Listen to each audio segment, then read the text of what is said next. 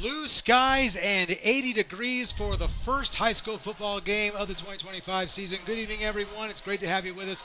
I'm Danny Mata alongside Caleb Ozier. Thank you for making us a part of your night on KRAM TV, on YouTube, and of course on KRDO Plus 13.3. It is opening night, sort of the 2025 high school football season. We've got a great matchup tonight between Rampart and Falcon. Falcons coming off a 2-8 season a year ago. They've got a new head coach. They're in a state of transition. Whereas the Rampart Rams, another strong season a year ago, 7-5 overall, won a playoff game. They're ready to go with a fresh group of young players and should be a lot of fun. And Caleb, one of the things that I think is so much fun about opening night is just like you see the excitement. You were pointing out to me a second ago, just the band, the students. It's a lot of fun out here. The crowds are packed tonight. Everyone is excited to see this first play against these two great schools. You have all these cheerleaders, all these people in band. Everyone's coming together to support. It's a lot of fun. Yeah. This is the way it should be right now. One thing I'll say right now is I've been doing a lot of shooting for the early parts of the year and interviewing teams from around the city and running up and down a field. And I'll tell you, like just running up and down the field these days, it's not quite as easy as it used to be. But for you, you're a cross-country cat. Do you even get winded anymore? Not so much. It builds up your lungs, builds up your feet strength. Same with these football players. They can probably run for miles before they get winded. How is the lung capacity for a cross-country guy? It's pretty good. I would say that since starting my freshman year, I've definitely been able to excel when it comes to any physical demand I've faced. That's good. You guys gonna be good this year?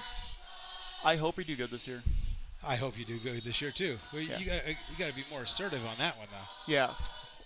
This year we definitely lost a good portion of our team, lost our head coach, but hopefully we do pretty well this year. I think you guys will be all right. You look like you can run.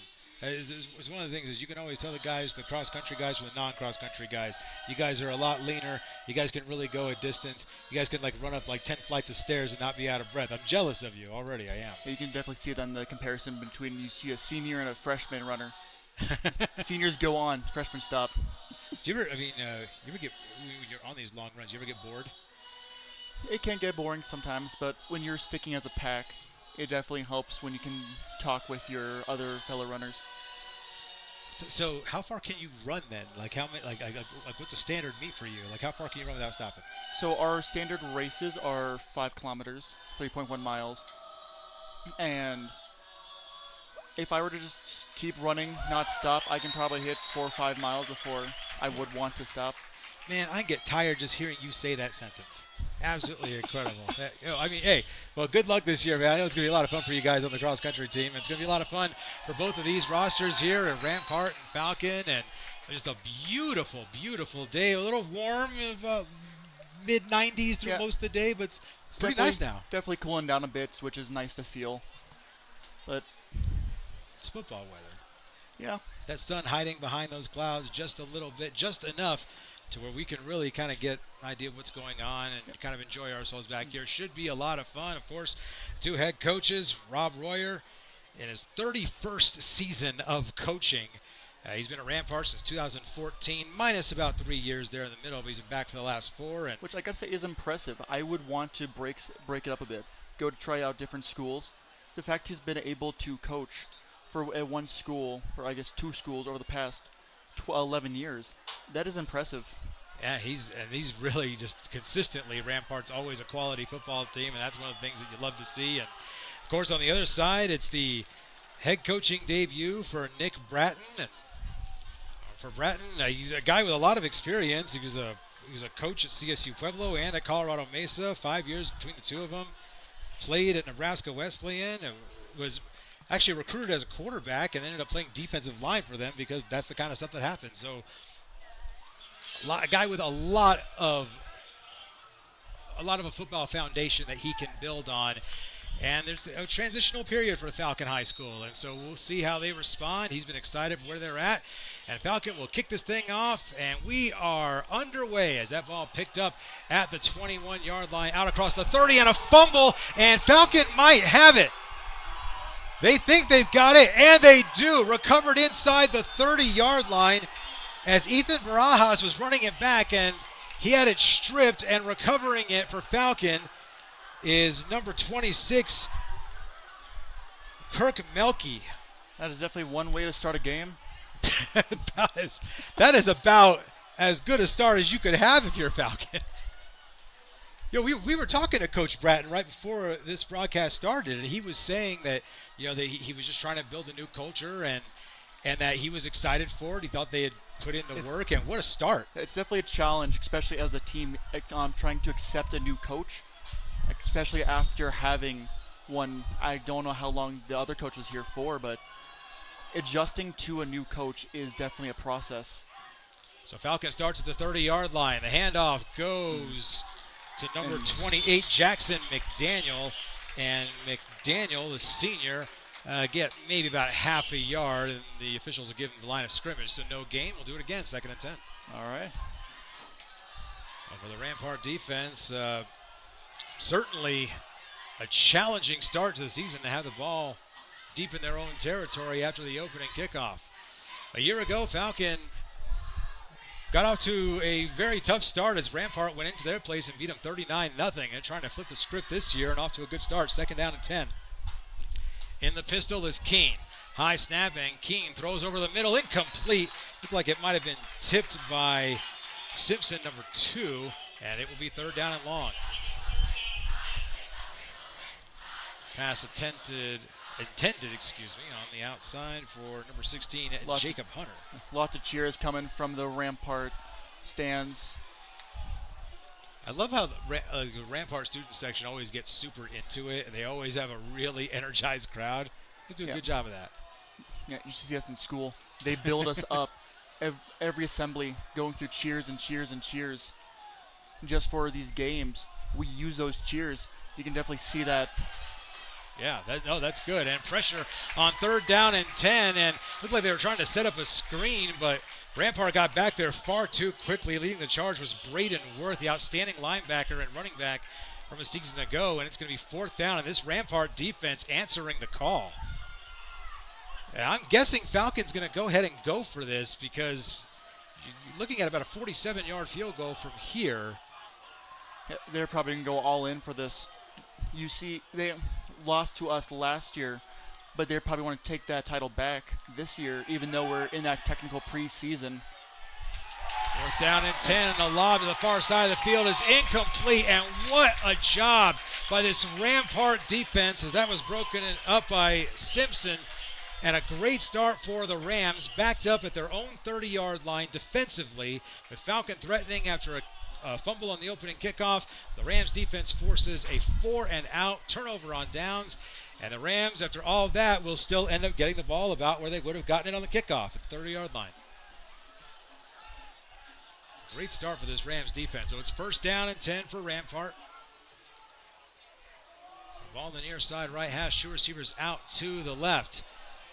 And on 1st down, the handoff goes to Khalid Elwazer, and not much there, no gain. Straight to the ground. We have not had a single yard gain by either team in the first 5 plays of this game. Yeah, they're really liking those 30-yard line area.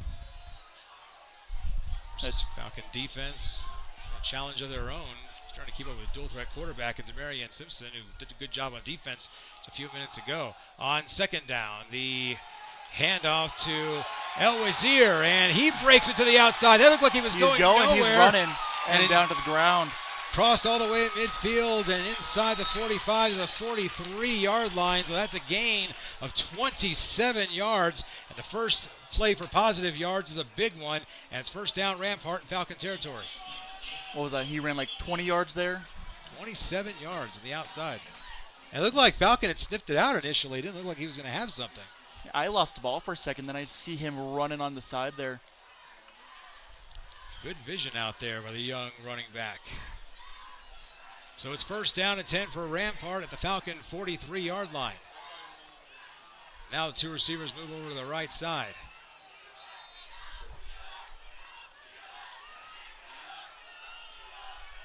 El Wazir going to the sideline, and this is Worth up the middle, and Worth rumbles inside the 40 to the 37-yard line.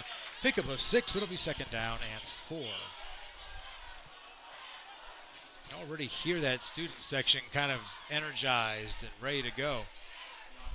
The sidelines down here at about the 20-yard line. My man Rob Namnoom, sports director at KRDO 13. Rob will be on for those of you watching on KRDO 13.3. Sure to tune in. Highlights of this game with Rob Namnoom on KRDO at 10 o'clock. Second and 4. Got a handoff on the jet sweep. That's Snowden, and Snowden off that right side, and he's got enough for the first down to the 31-yard line. And here comes Rampart again, as they've been running the football with a lot of success early on. It's always nice to see when the two sides aren't hitting on each other. They're two teams. You can definitely see that as number 10 on Falcon's side went to go help up number 3 Dylan Snowden off the ground. Good athletes on this Falcon team. That was Josh Mahoney, mentioned on the tackle, helped him up. First down and 10 for Rampart at the Falcon 31-yard line. They're going to set up a screen to the outside. That's Ring, and Matt Ring. A flag on the play. He'll get down to the 20-yard line, but we do have a flag back at the 27-yard line, so we'll check the marker here. As it stands, that would be enough for a first down if the play holds. Wind starting to come in from the south, moving south to north, and we've got a face mask penalty against Falcon. So not only is this play going to stand on the screen, but Rampart's going to get some extra yardage out of this. Listen to that band. They've been practicing most of the summer just for these moments. Really get the team jazzed up. Definitely getting warmed up for their halftime show later on. You ever been a Rampart rowdy? Never a rowdy. I did not think that was the best spot for me. Oh yeah, not quite your cup of tea. Not quite. I was in the band for a little bit though. That was definitely fun. I can tell you firsthand how much pressure goes into them. Just knowing everything. Yeah. You have to memorize every note, every raise of sound. On first down, Elwayser off the right side, reaching for the pylon. I think he's out of bounds at about the 2-yard line. But Rampart in good position there as Elwayser comes right back into the game and gets right back to work. He's been explosive in the early going, and it's going to be second down and goal for Rampart at the 2-yard line. Gotta say, they are getting really close to that end there. You figure you start the game with a fumble. Your defense steps up, and now the offense just goes right down the field. 68 yards so far on this drive. Second and goal at the 2, and they'll run it off the right side, and not quite into the end zone is Gavin Godown. And he'll bring it to the 1-yard line. It'll be third down and goal. A little bit of a dog pile right there as well.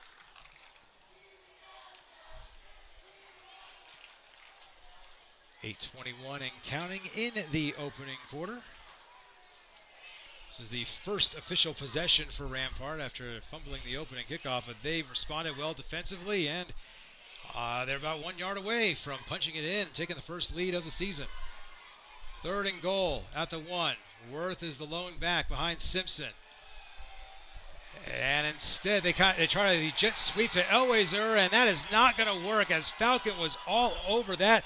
Michael Davis sniffed it out beautifully. A big loss of 10 yards back to the 11-yard line, and what a play for the Falcon defense stepping up on third and goal from the 1, and it will be fourth and long. And it looks like Rampart's going to set up for a field goal. Let's see. This will be a 28-yard field goal attempt, with the line of scrimmage being at the 11-yard line.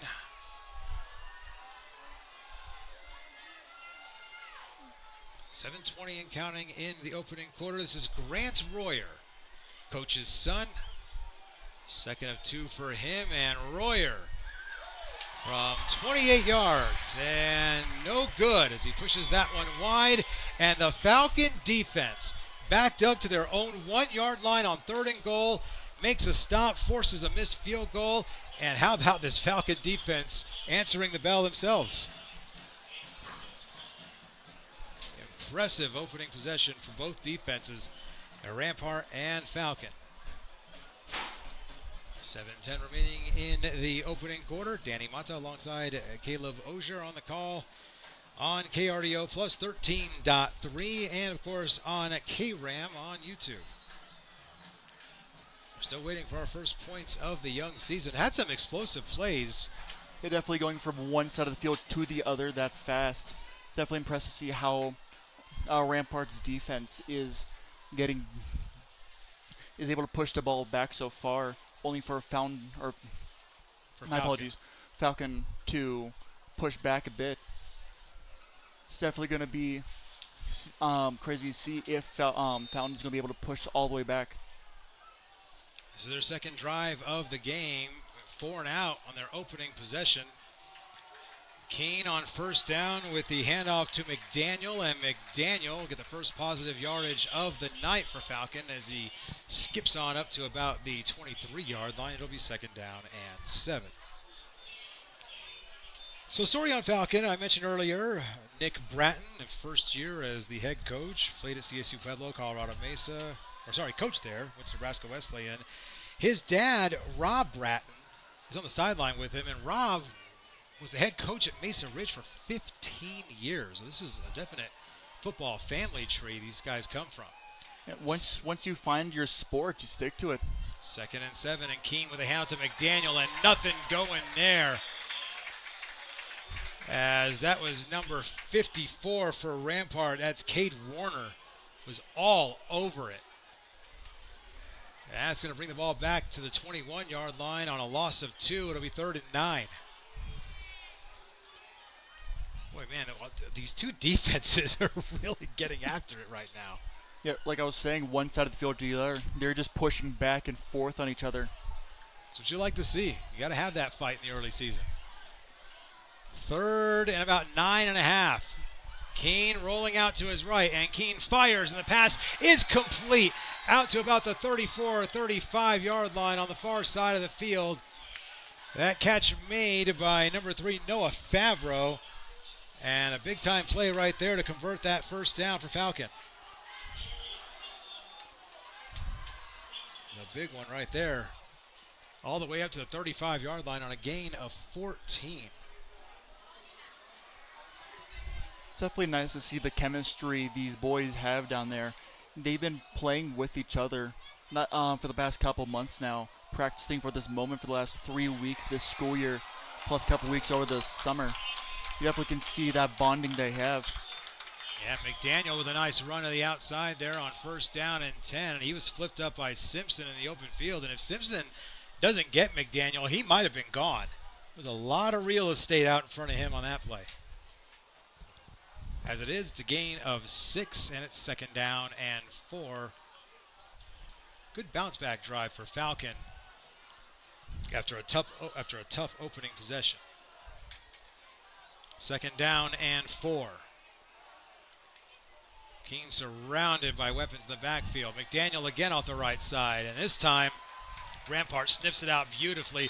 McDaniel does a good job of moving his feet despite the impact, and he pushes it back to the line of scrimmage, but still nothing going. It'll be 3rd down and 4. 4:23 and counting in the opening quarter. Still no score on opening night here at Academy District 20 Stadium on the grounds of Liberty High School. Yeah, as of right now, you're kind of just looking at see how the other team plays, see how they can use that to their advantage. So I wouldn't be surprised if we see some scoring in the next couple minutes. 3rd down and 4. Keene checks the sideline for a new play. And the play clock is down to 0, and they did not get the snap off. And did we get a timeout beforehand is the only question.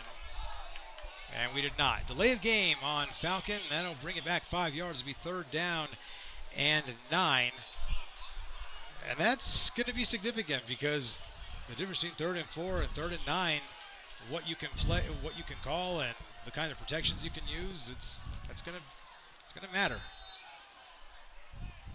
Costly penalty right there for Falcon, pushing them back to their own 36-yard line. 3rd down and 9, inside of 4 minutes to play. Clock stopped at 3:50.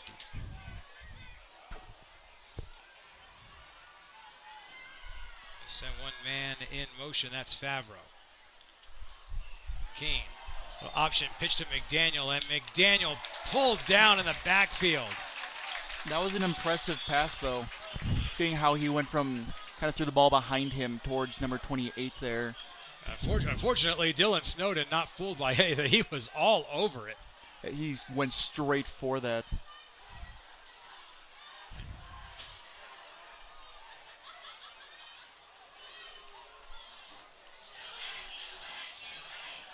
So 4th down and 13 after that. So what looked like a promising Falcon drive is going to end in a punt. And so Snowden, who just made the tackle, is now on the other side of the field, standing at his own 30-yard line, awaiting the kick.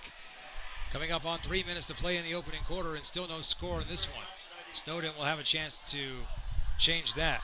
The punt from Jacob Hunter, and a fair catch called for and made by Snowden at his own 26-yard line, and that is where Rampart will take over with 2:53 remaining in the opening quarter and no score. And one thing that opening night tells you, we were talking about this before the game, is the passage of time.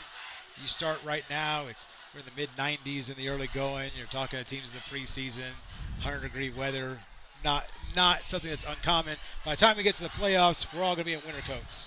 Yeah, definitely. Lots of excitement from the crowd. You hear the Rampart crowd. They're already into it. They have not stopped. They've had a lot to cheer about, but no points so far. 1st down and 10, Rampart at their own 26, and the inside handoff to Worth, and Worth fumbles the football, and it's picked up by Falcon at the 32-yard line, recovered by number 10, Josh Mahoney.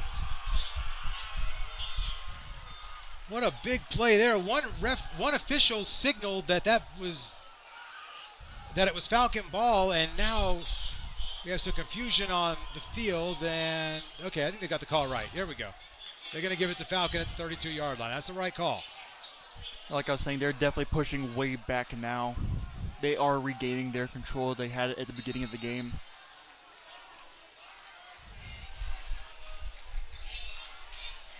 So once again, great field position for Falcon. Their first drive started at the 30-yard line, and now they'll get at the 32-yard line with 2:47 remaining in the opening quarter. Timeout on the field, and for those of you on KRDO Plus, we're going to take a timeout with you. This is KRDO Plus at KRDO 13.3.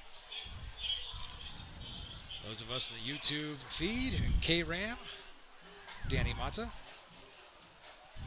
On the call for you tonight, Caleb Ozier. Replay guy behind us, Dante Richardson in the broadcast booth. Patrick Mooring is our director tonight. No score here from Academy District 20 Stadium with 2:47 remaining in the opening quarter. So if you're just joining us now, what you've missed so far has just been a lot of insanity with the two defenses. Lots of back and forth. Yeah, plenty of back and forth. From one side of the field to the other. Rampart fumbled the opening kickoff. Falcon got it at the Rampart 30-yard line. They went 4 and out. Rampart drove the ball down to the Falcon 1-yard line. Falcon stopped them for a 10-yard loss, then a missed field goal.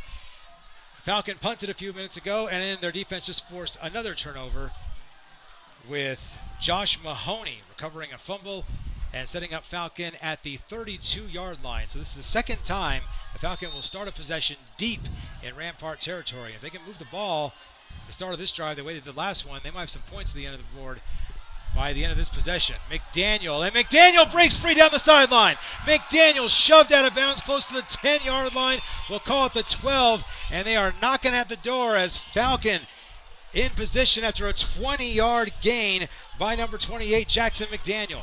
He just went for it. Got that ball and went straight for the sidelines there. They've blown that open a couple of times. We saw Demarion Simpson save the touchdown on that, basically the same play earlier tonight. This time it's the boundary that saves it. 1st and 10 at the 12. McDaniel again, and McDaniel slicing through the defense down to about the 5-yard line. Little delayed handoff there, and good job by the offensive line, carving open a crease for McDaniel, who lowers his shoulder and takes it down to the 6. It'll be 2nd down and 4. They can get a 1st down without scoring. 2:14 and counting in the opening quarter.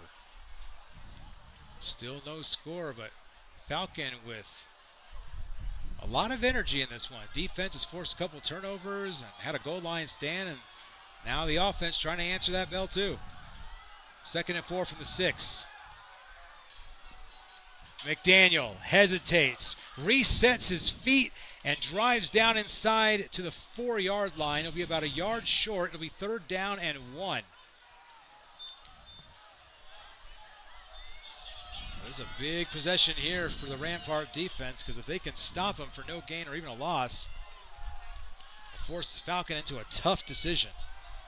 It's finally time to see if the Rampart defense is able to push all the way back again, or if they're going to have Falcon get that field goal, or I guess touchdown here. 3rd and 1 at the 4-yard line. McDaniel hesitates again. McDaniel lowers his shoulder and takes it down to about the 1.5-yard mark. And while he won't get into the end zone, that is enough for a 1st down. And it'll be 1st and goal for Falcon. And they're quickly back up to the line. Keene under center. And Keene going to keep it himself. And Keene pushing forward. Is he in? Waiting for the signal. Not yet. It'll be 2nd down and goal. Well, he got about as close as he could get without actually getting in. Yeah. Solomon Giles in the middle of all that for Rampart. 2nd and goal from the 1-yard line. Keene in the pistol. And the give to McDaniel, and Jackson McDaniel is tripped up, and he takes it down to the 1-yard line, but not enough there. Right now, it looks like they're just kind of stuck right there at a standstill. I think that was Daniel Langley on a great stop right there for Rampart.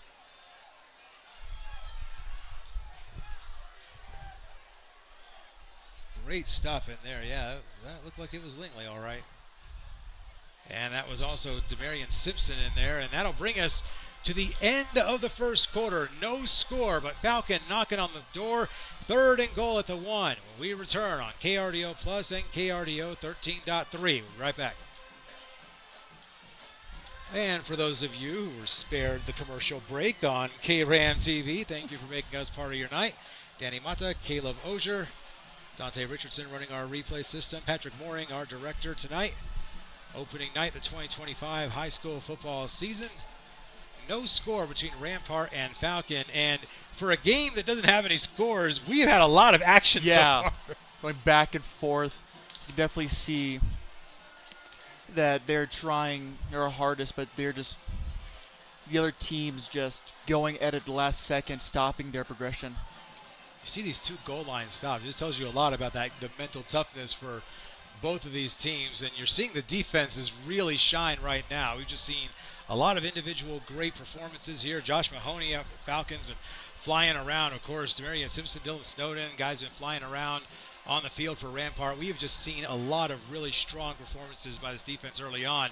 And now it's up to Rampart to answer the call, because we saw Falcon make a huge stop there on 3rd and goal at the 1-yard line with Rampart knocking on the door, and now Rampart's got to try and do the same thing here. Falcon 3rd down and goal at the Rampart 1-yard line. And since they've switched sides of the field, this is the exact same position that Rampart was in on offense, and the Falcon defense held up. Can they return the favor, or will Falcon draw first blood? 3rd and goal. 1 man in motion. The handoff is faked, and a throw over the middle for the touchdown to Jacob Hunter. Thomas Keene to Jacob Hunter in the back of the end zone, and Falcon strikes first. They've got a 6-0 lead with an extra point on the way. So yeah, it's definitely interesting to see that they're going back and forth. How Rampart had fumbled the ball once they were at the Falcons field goal, but to see Falcon push back, do the exact same thing, and get the point there. So it'll be Kirk Melke for the point after, and that one is right down Broadway, and Falcon takes a 7-0 lead with 11:55 remaining in the first half. We'll take a timeout for those of you on KRDO plus 13.3, and we'll be right back as Rampart will try to answer. 7-0 Falcon. We'll be right back. Those of you on KRAM TV on YouTube, spare the commercial break. 7-0, and an impressive answer for Falcon. And I mean, it's definitely an improvement from last year, from the 39-0. Yeah, the 39-0 Drummond, and for the players that you're a competitor. This is the same thing. If you have a day where things just go that wrong and you get another crack at it, you're pretty fired up for that game. Yeah. Just like you would any meet or anything else, and you can tell Falcons coming out here, and regardless of what happens tonight, you can tell that their mission was it is not going to be 39-0 like what we saw a year ago. Yeah, for Falcon, it'll definitely be anything is an improvement from nothing. So just to get that 7-point lead in the beginning is definitely going to set up their success later on in the game. 2 forced turnovers, a goal line stand for the Falcon defense, and offense cashes in on a 32-yard touchdown drive, and back to it we go as Rampart receiving the kickoff from the 20-yard line, and getting a running start on that catch for Rampart was number 6, Kingston Trujillo Mahar. And 11:51 remaining in the first half, and Rampart will take over at its own 37-yard line, trailing 7-0. Definitely it'd be fun to see if Rampart's able to push back once again to regain, or not to guess necessarily regain, but to get the lead from Falcon. They've moved the ball effectively. They weren't able to capitalize the first possession. On first down, Simpson throws over the middle, and that pass is through the hands of his intended target, Reggie Knighton, and it will be 2nd down and 10.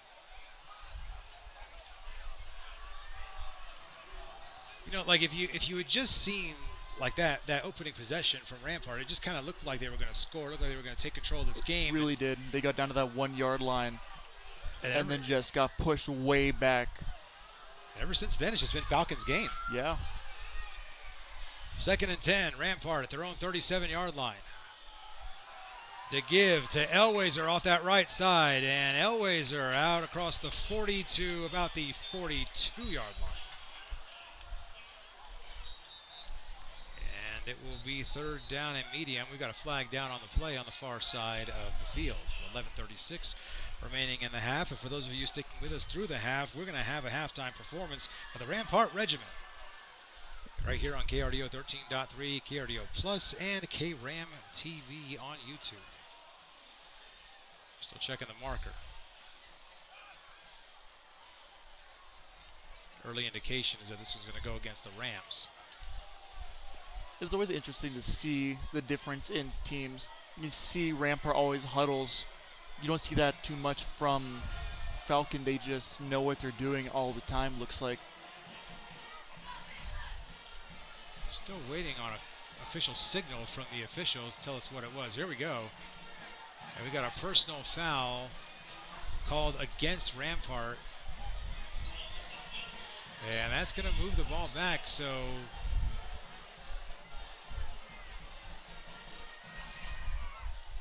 they haven't moved it yet. Rampart was getting ready to take the field for 3rd down at 5. The officials signaling a penalty, and now they'll move the ball back. Yeah, a little confusion there.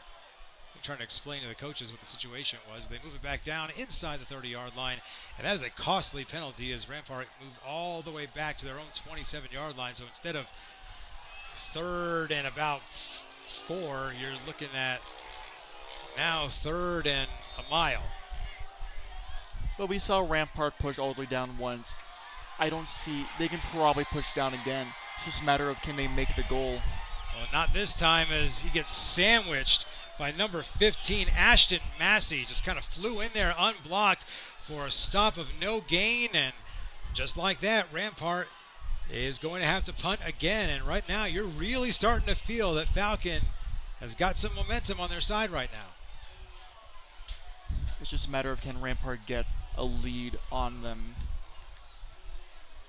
Falcon with a chance to add to it. They're already up 7-0.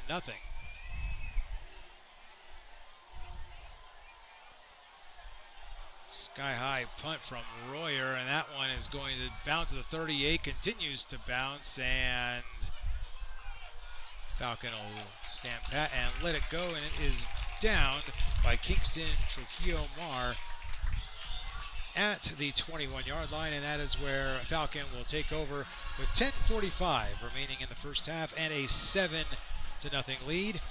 Danny Mata alongside Caleb Osher on the call. Rampart and Falcon opening night of the 2025 season. Technically speaking, this is week 0 and an opportunity for both teams to utilize this week. So for those of you unfamiliar, week 1 of the high school football season is next week. This is an optional week, and so any teams that chose to play this week, the advantage to doing so is that they'll get a week off at some point during the year. They'll get a bye week while everyone else is going to play straight through. This benefits them. They can really get their foot in the door, especially if they play up with Falcon again. They can really know what Falcon's strategy is. And just kind of build on their success as McDaniel running to the outside, and McDaniel shoved out of bounds at about the 34-yard line, but that's going to be good enough for a first down for Falcon as McDaniel continues to find seams in this Rampart defense. This is a young Rampart team. We were talking to Coach Royer before the game. He was saying he only had about 3 guys back. A lot of freshmen this year, though. You can definitely see the excitement when it comes from middle school to high school. People really wanted, or the freshmen really want to join the football team. So you can really see that influence as you have these 3 senior, or these handful of seniors teaching these new freshmen what high school is like. On second down, and this time not much going there for McDaniel. He might have gotten hurt right there. A good open field tackle out there by Cameron Russo in the backfield. And yeah, Rampart's definitely pushing back farther now. They did get past the 50-yard line, which is better from being on their 27. Loss of 2 for Jackson McDaniel. Looked like he kind of came up a little awkwardly at the end of that play. The Rampart was all over it. Second down and 12. Pistol formation again for Keene. And Keene with the draw to McDaniel, and once again McDaniel is pulled down as Rampart's defense decided they have had about enough of McDaniel, who has been finding seams their defense early on in this game. But their number 5, Solomon Giles, number 54, Cade Warner, all over that one. And it will be 3rd down and 16, and not the situation you suspect Falcon wants to be in. Their passes have been short and methodical. They've been trying to run the ball. 3rd and 16, not ideal. Keene to throw with 4 receivers. Keene rolling out to his left, and Keene floats it down the sideline and incomplete. And the Rampart defense. That ball flew straight into the sidelines there. Rampart defense stepping up big there. 4th and 16, and now it's punt time, and Rampart will have a chance. Dylan Snowden setting up to return the punt. 9:22 remaining in the first half as the clock is stopped after the incomplete pass.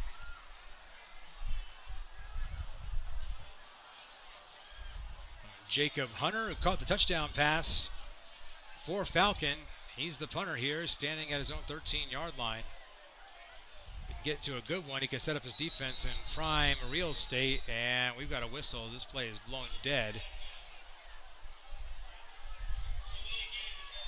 And we have another delay of game, this time against Falcons. So another break here for Rampart, because you're looking at 4th and 21 and just a little bit more real estate for Snowden to work with. So they're definitely just really pushing back on that now. It's great to see.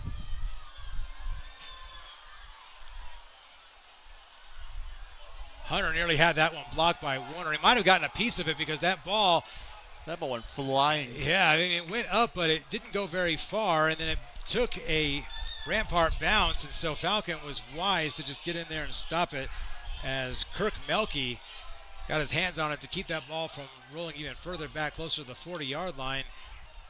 Well, I think Warner might have gotten a piece of that ball. Like, he was right on top of the punter, and Rampart in great field position for the first time tonight. They'll start at the Falcon 43-yard line. 9:13 remaining in the first half. Rampart down 7-0, looking to answer. It's Elwayser in the backfield with Demarion Simpson. Simpson to throw. And Simpson's going to run. And Simpson taking off with it inside the 40 and run out of bounds at about the 36-yard line, but not before he picks up 6-7 yards. He was getting there, though. He was dodging people left and right there.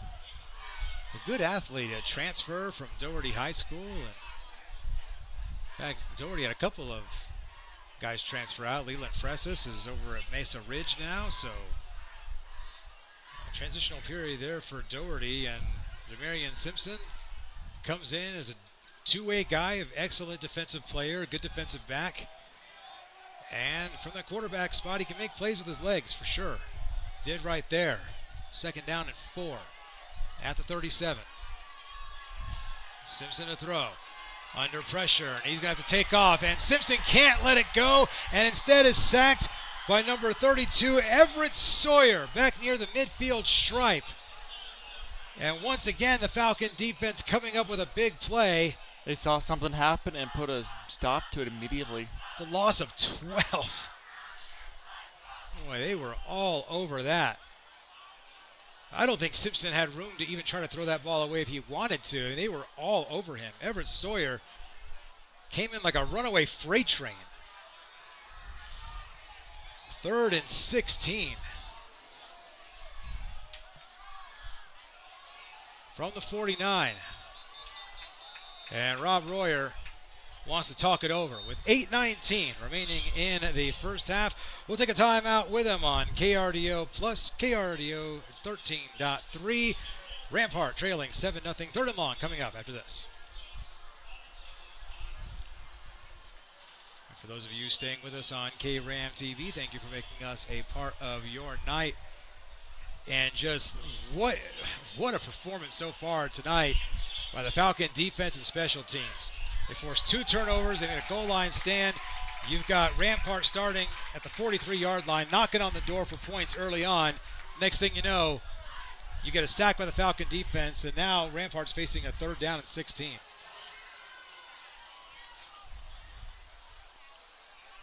Crazy to watch this Falcon defense. But you and I could see it. They were fired up in the early going. Yeah, Rampart definitely took that early lead, but never got a chance to score. So seeing Falcon show Rampart what they did to them and succeed, it's probably a little bit of an ego boot or ego loss towards Rampart for a split second there. 3rd down and long. Back to it. On 3rd down and 16. Simpson off the play fake. And Simpson was in the grasp of the defender, just flipped it up, trying to get it to Braden Worth, and nothing going right there. And I think that was Everett Sawyer again, who was all over him on 3rd and 16. That play action pass did not fool anybody.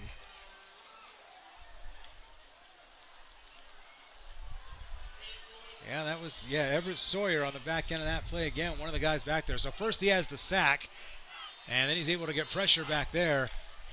And it's 4th down and long. Rampart getting set to punt. And I don't think Falcon was ready for it. They're going to call a timeout on the far side of the field. So it's going to be an interesting test here now for Falcon, because the opportunity Rampart has to try and pin him deep in their own territory after the punt. The Rampart defense has played pretty well tonight, just been a little bit overshadowed with how well Falcon has performed. They're defending, they're just not scoring. You wouldn't think that for a game that's 7-0 that we would have had as many things happen as we have seen, right? Very eventful, very eventful. It's just been crazy. Students have stayed into it. You got Rampart cheerleaders on the sidelines, and Rampart rowdies been involved over there. So, but a pretty decent turnout over there by the Falcon crowd, their student section. Not too bad of a showing, all things considered. And when you think about this team coming off a 2-8 season with a new head coach, you don't know what to expect most of the time in these situations. And right now, Falcon just answering the bell. It's going to be a high, short kick as they're going to try and pin him inside the 20, and that ball is going to bounce into the end zone.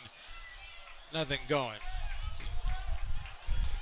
Royer tried to take a little bit off of that, but didn't take quite enough off of it. And so Falcon will get the ball at their own 20-yard line, leading 7-0 with 8:04 remaining in the first half. And a reminder, you stay with us at halftime.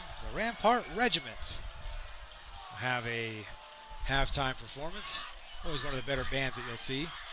Common winner of our Friday Night Blitz Spirit Award during the Friday Night Blitz. Those of you watching on KRDO Plus, KRDO 13.3. Rampart's making those stands shake, though. You can feel it a little bit up here, can't you? Yeah. First down and 10 for Falcon. And Keene with the inside handoff. That goes nowhere. That's going to be a loss of a couple. There's like a horde of Rampart defenders back there to meet McDaniel. The first one was Jaden Lyles. That's going to be a loss, a couple of yards. They'll give him forward progress. But Rampart's definitely doing better now. They're deep into Falcon territory. Second down and 12 for Falcon. Now pinned at their own 18-yard line. 7.5 minutes and counting in the opening quarter.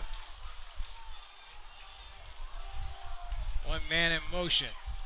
And the give is to the motion back, and that is Sawyer. And the two-way star will get it out across the 20 to the 21, a gain of 3, but it'll still be third down and 9. So Everett Sawyer, one of the first early stars of this game with the sack, quarterback pressure. Now we're seeing him on offense for the first time.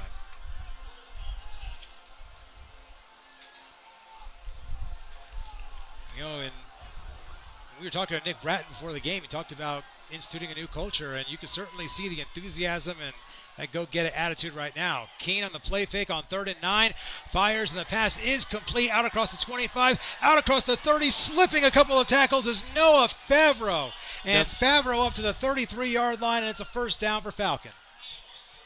Definitely pushing back out from a Rampart sent back into their territory. Definitely trying to get back into Rampart's territory now. What a catch and run by Favreau, right? I mean, he caught it and didn't look like there was going to be a lot to work with there. And just slipped through. The defense fought his way through, and next thing you know, it's first down for Falcon at their own 33-yard line. Back in the pistol again. They're going to get a penalty. No, he got back. I think that Falcon thought they had forced an encroachment penalty, but the officials say that Isaac Ginto got back. So it's first down and 10. And the give to McDaniel off the left side, and McDaniel shoved out of bounds just shy of the 40-yard line at about the 37-yard line. We'll call it a gain of 4. It'll be 2nd and 6.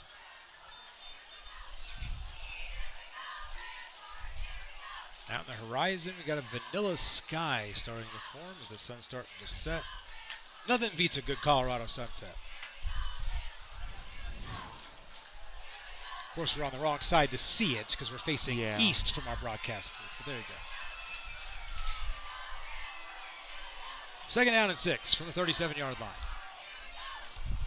High snap. Keene does a good job corralling it. And Keene on the rollout. Hit as he lets it go. And incomplete. Man, I'll tell you, Solomon Giles has been all over the field in this early going. And a great job right there as he flashes through, and Keene never really had a chance to get rid of that one cleanly.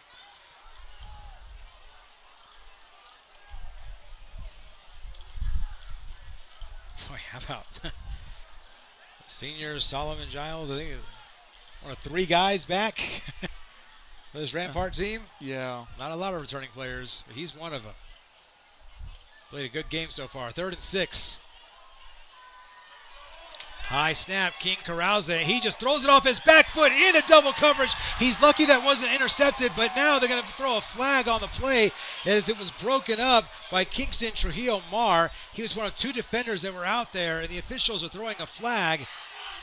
And boy, I'll tell you one thing, they are really lucky that was not intercepted because Keene just threw that one up for grabs.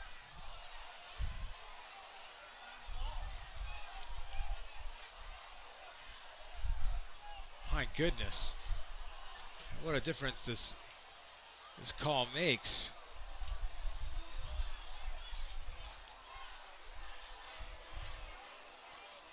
And it is indeed against Rampart on pass interference. Move the ball out to the 48-yard line.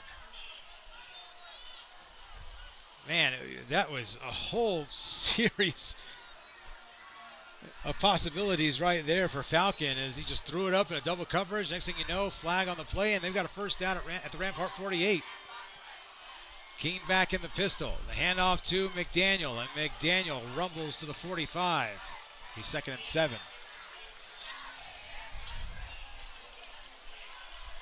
Boy, you know, you really get the sense that just Falcon, ever since they got that goal line stop, they have really taken this game over. They're not even letting Rampart get to a position where they could theoretically get a score. They're just saying nope to that, pushing all the way back again. 2nd down and 7. Keene again in the pistol with 2 to his left. And the give to number 15, Ashton Massey, for the first time tonight. And Massey finagles 3 yards out of nothing. Down to the 42. It'll be 3rd down and 4. Didn't look like there was much to work with there initially. They've had a couple plays like that.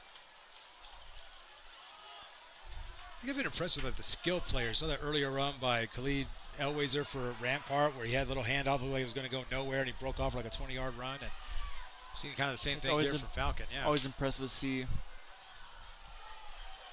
3rd down and 4. And the give is to Favreau, and Favreau off that left side, and Favreau's got a first down, and Favreau pushed way back into Rampart territory there. He refused to go down and gets all the way down to the 26-yard line. He was still on his feet when the defenders got a hold of him at the 20. He had stepped out of bounds, with just a guy who, not a big guy, but definitely fast. He's fast and he's playing stronger than his build right now. First down for Falcon now at the 26-yard line of Rampart. 4:15 remaining in this first half.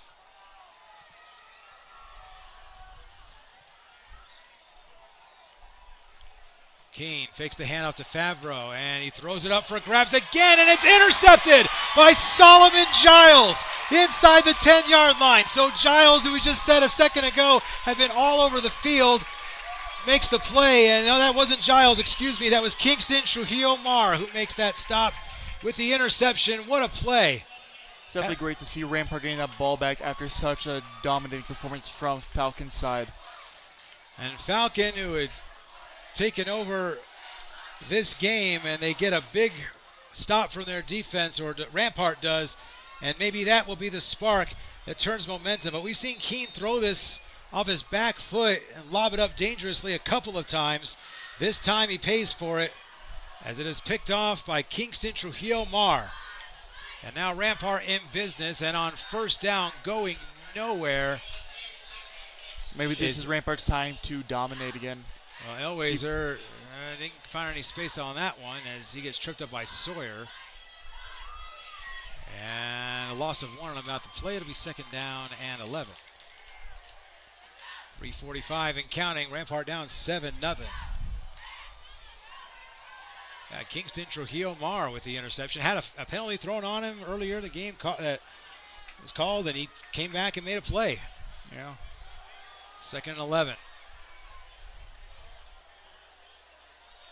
Simpson with the inside handoff to Elwayser, and it looked like he was going to break free, but a great tackle in the open field by number 55, Logan Rector for Falcon. Rector sniffed that one out beautifully. A 1-yard gain still for Elwayser, but it'll be 3rd down and 10. Rampart once again deep in their own territory. Matt Ring will check into the game at receiver. Well, this might be Rampart's chance to finally push back against Falcon. Falcon's been pushing way back on them. Simpson with 5 receivers, throws quick, and he has his man. That's Ring, and Ring will make the catch up to the 15, but he is stopped, and a flag comes out on Ashton Massey. You saw Massey with a little flex after he made the stop. He was fired up, and the officials did not like the flex. They throw the flag, and I think that's going to cost him a 1st down and about 15 yards right there. And for viewers who are seeing this the first time, doesn't seem like a lot, but the rules are pretty clear about what players can and cannot do. Now, they are talking about it right now to see if they're going to pick up that flag or not, but the rules are pretty clear about any sort of celebration afterwards. And that's going to cost Falcon 15 yards, and it's going to give Rampart a fresh set of downs, and that'll move the ball all the way up to the 30-yard line. It'll be 1st down on the unsportsmanlike conduct penalty called against Ashton Massey. It's going to be up to Rampart to see if they can use that to their advantage or not. They got plenty to work with. A fresh set of downs, 240. Reminder of the Rampart Regiment will be performing at halftime. We'll have that for you here on KRAM TV, on KRDO Plus, KRDO 13.3. On 1st down, the inside handoff goes to Worth, and Worth rumbles out across the 35 to the 37-yard line. So Rampart's over here definitely gaining their yardage back. We've got a timeout as Worth is still down, and calling for a trainer was Logan Russo as Worth is down at the 37-yard line after a gain of 7. Always unfortunate to see when players get injured on the field. They'll tend to Worth on the field, and we'll take a timeout on KRDO Plus, KRDO 13.3. We'll take a timeout right now as they tend to Braden Worth, injured on the play. 2nd and 3 when we come back after this. Those of you staying with us on KRAM TV, you see Braden Worth up and jogging the sideline. Might just got the wind knocked out of him a little bit. Yeah. Well, it's always unfortunate to see players knocked down on the field. It's always great to see them pop right back up. Especially Worth is such a good player on both sides of the ball, and good to see him back on his feet. It'll be 2nd down and 3 coming up now for the Rampart Rams, trailing 7-0. Danny Mata, Caleb Ozier on the call. Our opening night, week 0, 2025 season. 2nd and 3. Simpson throws to his right. Pass is complete. And some wiggling around there on the far side of the field by the wide receiver. Yellow flag is thrown. And yeah, we've got a flag on that play. The catch made by number 16, Reggie Knighton. Flag is at the 45-yard line, and we'll check the marker on this. Knighton wiggling around trying to get a defender to commit. They didn't, and so he just lowered that shoulder to get some extra yards. So this might be Rampart's recovery, pushing back into Falcons territory. Maybe now they can get a point that they'd lost earlier. And that penalty, I didn't see a signal from the ref. I saw he raised his arm, but I didn't see an official call on that play. And they move him back to the 35. I'm guessing that would be a hold of some sort. And we didn't get an official signal. We saw him raise his arm and signaled the loss of yardage, but didn't give us an actual penalty call. 2nd down. Simpson over the middle, and the throw too high for Grant Royer. Was coming over the middle, and it will be 3rd down and 5. Yeah, I think the call was a hold on the spot foul, so it brings it back to make it 3rd and 5. So still manageable distance for Rampart. They're trying to get something going here before the end of the half, as they had a great looking drive on their first possession of the game. Got all the way down to the 1 yard line, but then a loss of 10, missed field goal, and they've been out of sorts ever since. 3rd and 5. Yeah, Falcon definitely lost their footing there. Simpson lets it go. Pass complete to Knighton, who makes the catch right at the sticks at the 40-yard line, and forward progress should get him the first down. And Rampart keeps the drive alive. And now the officials will call for timeout as they're going to measure this. And you see a young first-year head coach, Nick Bratton, on the far side of the field, the 40-yard line, is calling for a measurement from the officials. And one official saying no, and the other official saying let's measure it. Let's see who wins out. I think they're going to say first down. Yeah, they are. They're saying first down. And Bratton did not like the spot, and certainly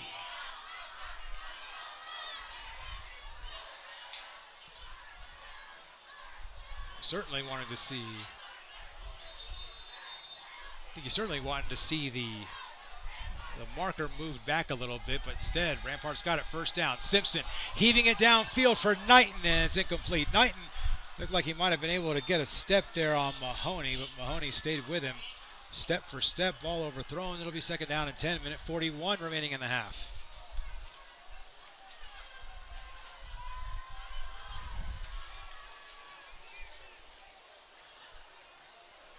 And I think given the way that the game started, when Rampart forced the 4 and out and then started moving the ball, like it just kind of looked like this game was going to go one way. It looked like Rampart was going to start asserting themselves and take over the game, and just Falcon done a good job sticking with it. So if Rampart wants to change the script, because Falcon gets the ball coming out of the locker room, got to score here.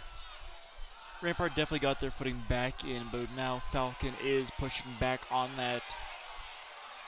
Simpson under pressure, and Simpson able to drop it off late and completes that pass to Royer, who gets obliterated on the far side of the field by Massey, but Royer does a good job of holding on to that. It's going to be a gain of about 8 yards, and we have some extracurricular activity after the hit. No flags on the play, but Massey just delivered a shot to Royer, who did a good job of holding on to that one. And it's going to be 3rd down. And are they going to say he dropped? They're going to say he didn't. That pass was incomplete. Oh wow! Well, there you go. There was no flags on the play.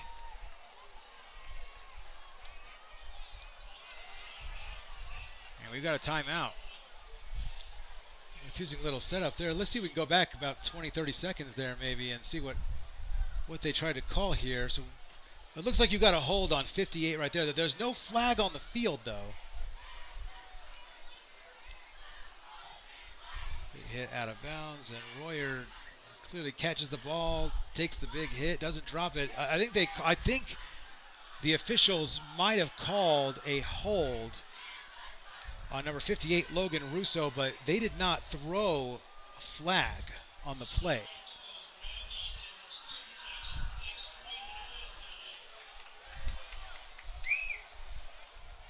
And so after all that, it's 3rd down and 13.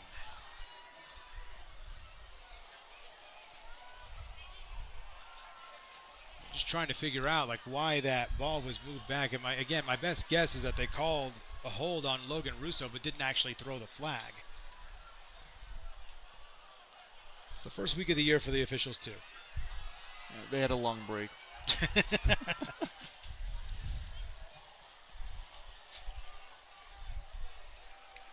Minute 28 remaining. It's 3rd down and 13.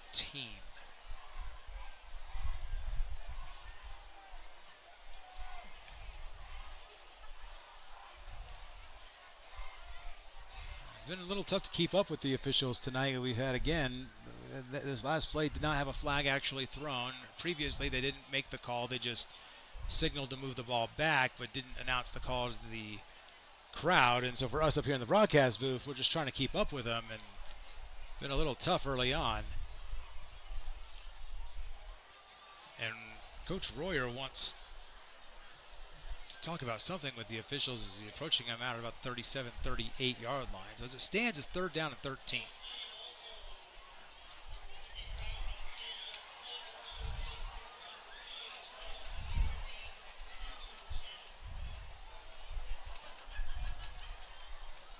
Thanks to Dante Richardson, by the way, who's run that replay for us. We could try to figure out what they called in that play. Thank you, Dante. Minute 28 remaining in this first half. 7-0. Falcon with the lead over Rampart.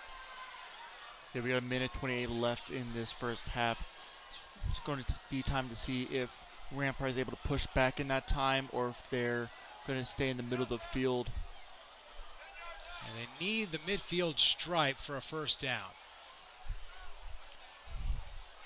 And the officials are still talking about it. And I would think that there's got to be some confusion between all the officials when there's no actual flag thrown on the field.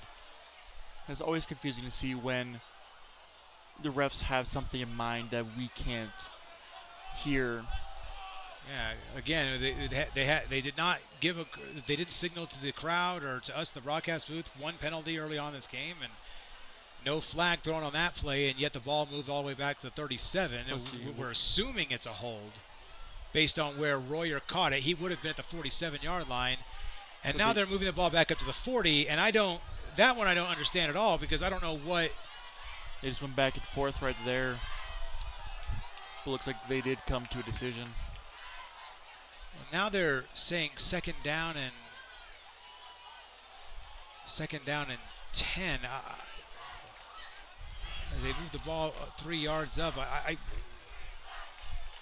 Yeah, I'm not making any sense of this. Yeah, I'm doing the best we can up here, folks. I have no idea what the referees are calling, but in any event, it's second down now. It's 2nd and 10 from the 40, and Simpson heaving it down the middle of the field, nearly intercepted.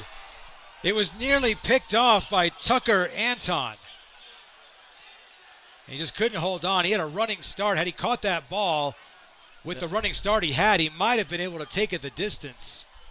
But he can't hold on, and it's 3rd and 10.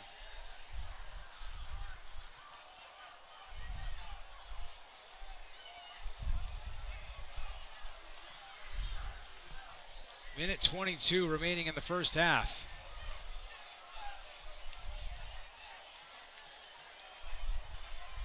Third and 10 for Rampart. They need the midfield stripe for a first down. Simpson to throw. And Simpson rolling out, trying to get out of pressure. He'll take off and run.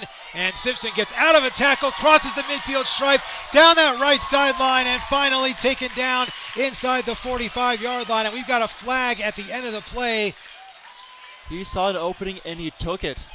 How about that? Well, he was in all kinds of trouble. I thought he was going to get sacked right there, and how about that? Great to see Rampart finally crossing over that 50-yard line. They had a couple of chances to get to him, and he's pulled down out of bounds by like 4 players, and a flag came out not long after that.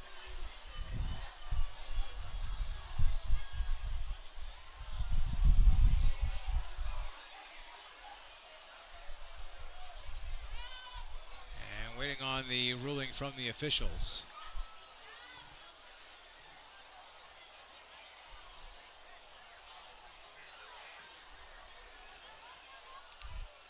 Looks like a post-play penalty as Simpson had run out of bounds, and the penalty is going to be called against Rampart. But it is still a first down because the foul occurred after the penalty. So they still get the first down on a great play by Demarion Simpson. But the penalty on the personal foul, on the unsportsmanlike conduct penalty, is going to move the ball back into Rampart territory. And that is unfortunate to see Rampart losing the 50-yard line play there. Well, they lost, they lose a lot of the yardage, but they will keep the down. They'll still get the first down at their own 43-yard line. But a great play by Simpson, despite the lack of the yardage. They go with a jet sweep. That's Elwayser, and Elwayser trying to find a corner to get through on the outside. That's not going to happen, as Tucker Anton just slammed the door on him.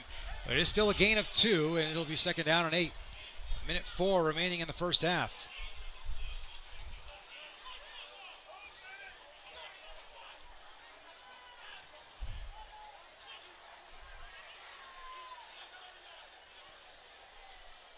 Second down and 8 for Rampart. See, on the 44-yard line, let's see if Rampart can regain passing the 50-yard line again. 2nd and 8. Simpson to throw, and Simpson would throw to the left side. Incomplete. Throw it behind Reggie Knighton, who tried to contort his body and catch it going the opposite way, and he nearly did, but not quite that time. We 3rd down and 8. Missed by a hair there. Yeah, he nearly caught that ball. But that's a tough angle to contort his body the way he had to contort it to try and make the catch. 58.7 seconds remaining. Rampart at their own 45-yard line, 3rd down and 8.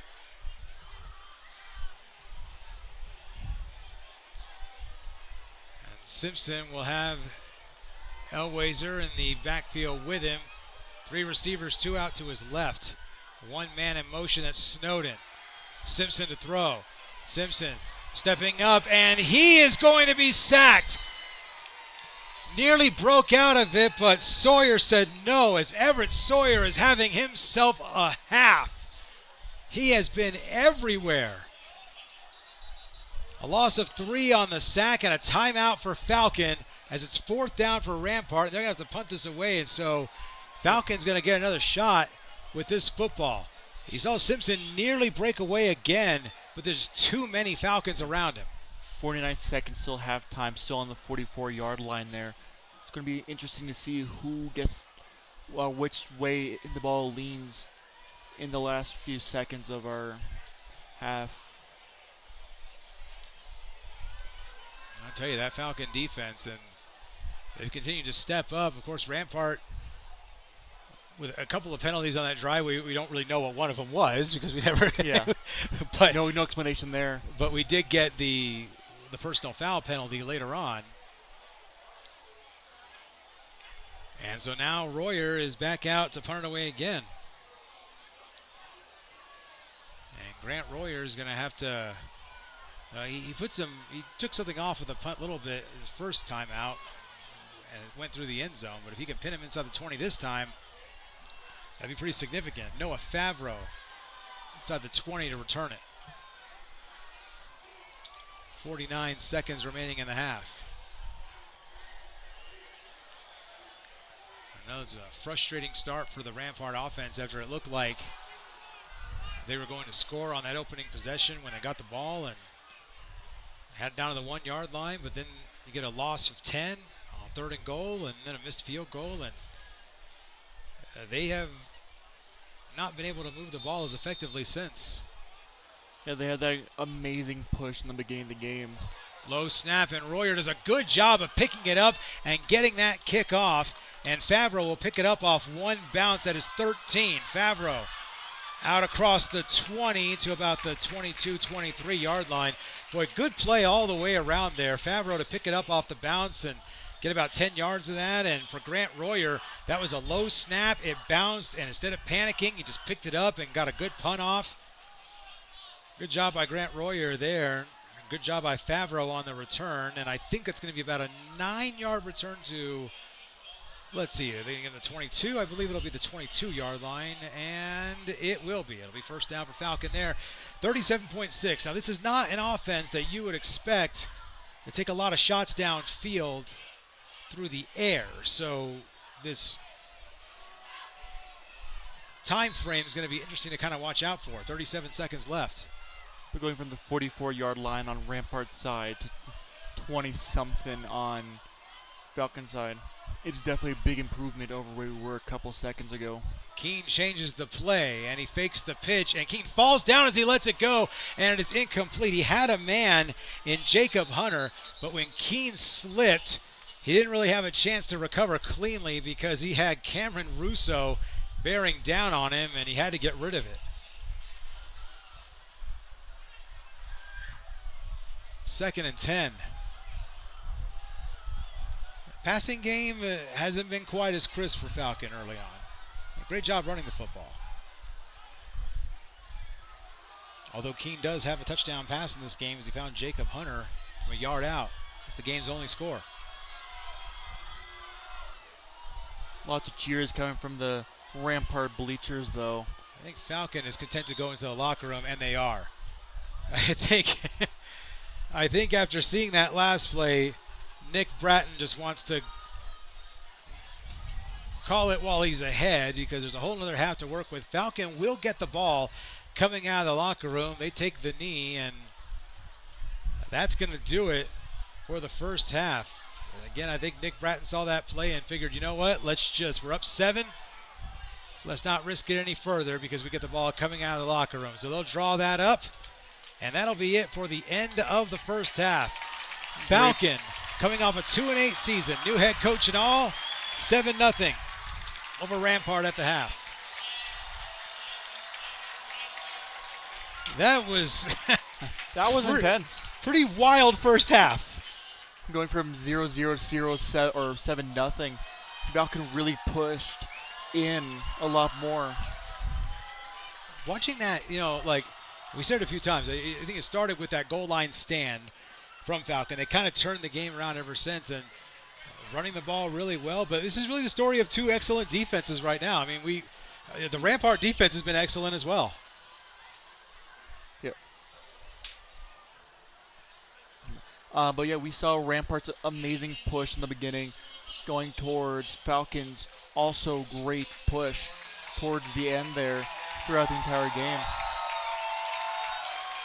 The Rampart Regiment is taking the field right now. We'll stay with you until they get started here in just a second. But yeah, it has been just a defensive slugfest. We've seen great play by several players. I mean, we're just calling out names right now. Say Solomon Giles has been fantastic. I think Cade Warner's been. Simpsons was really going through there a lot. Yeah, Demarion Simpson. Yeah, him and Dylan Snowden, and of course Kingston Trujillo Mar has the interception in this game. A huge play for Rampart when Falcon looked like they were going to go up 2 scores, and Falcon able to and Rampart able to make the stop because of that interception. And then of course on the Falcon side, we've seen a touchdown pass from Thomas Keene to Jacob Hunter, but otherwise it's been the ground game. It's been guys like Jackson McDaniels run very well in this game, Noah Favreau, and then on defense, I mean, Everett Sawyer has just been everywhere. Big number 32 for Falcon. They have had themselves quite a half, has Falcon. Which, we talked to the Falcon coach, before the game. We talked to Nick Bratton, and what did he tell us? He was talking about instituting. For being a first-year coach, Falcon is really doing well with this new leadership they have. Oh, yeah. He talked about building that culture, having to start from scratch. And it looks like he's doing a really good job so far as what we're seeing beginning of the season. It's only going to be building up from here as their new coach gets deeper and deeper into the Falcon culture and community. And you figure, this is a guy who's learned quite a bit at CSU Pueblo. He coached under John Riston, who's obviously a national championship head coach out at CSU Pueblo. So he had a lot to work with in terms of mentorship. And just to see where they've ended up has been really fantastic. And the Falcons put on a show. And speaking of putting on a show, looks like Regiment is going strong. We're going to see what new performances they have for us today. Yeah, we'll let the Rampart Regiment just take over. They'll get going here in just a few seconds, and once they do, we'll shut up and let them take it over down on the field. It is 7-0. Falcon with the lead over Rampart at halftime, Falcon will have the ball coming out of the locker room when we get started. And now we get set to go down to the field as the Rampart Regiment will provide the halftime entertainment. And we'll keep it with you right here on KRAM TV, KRDO Plus, also known as KRDO 13.3.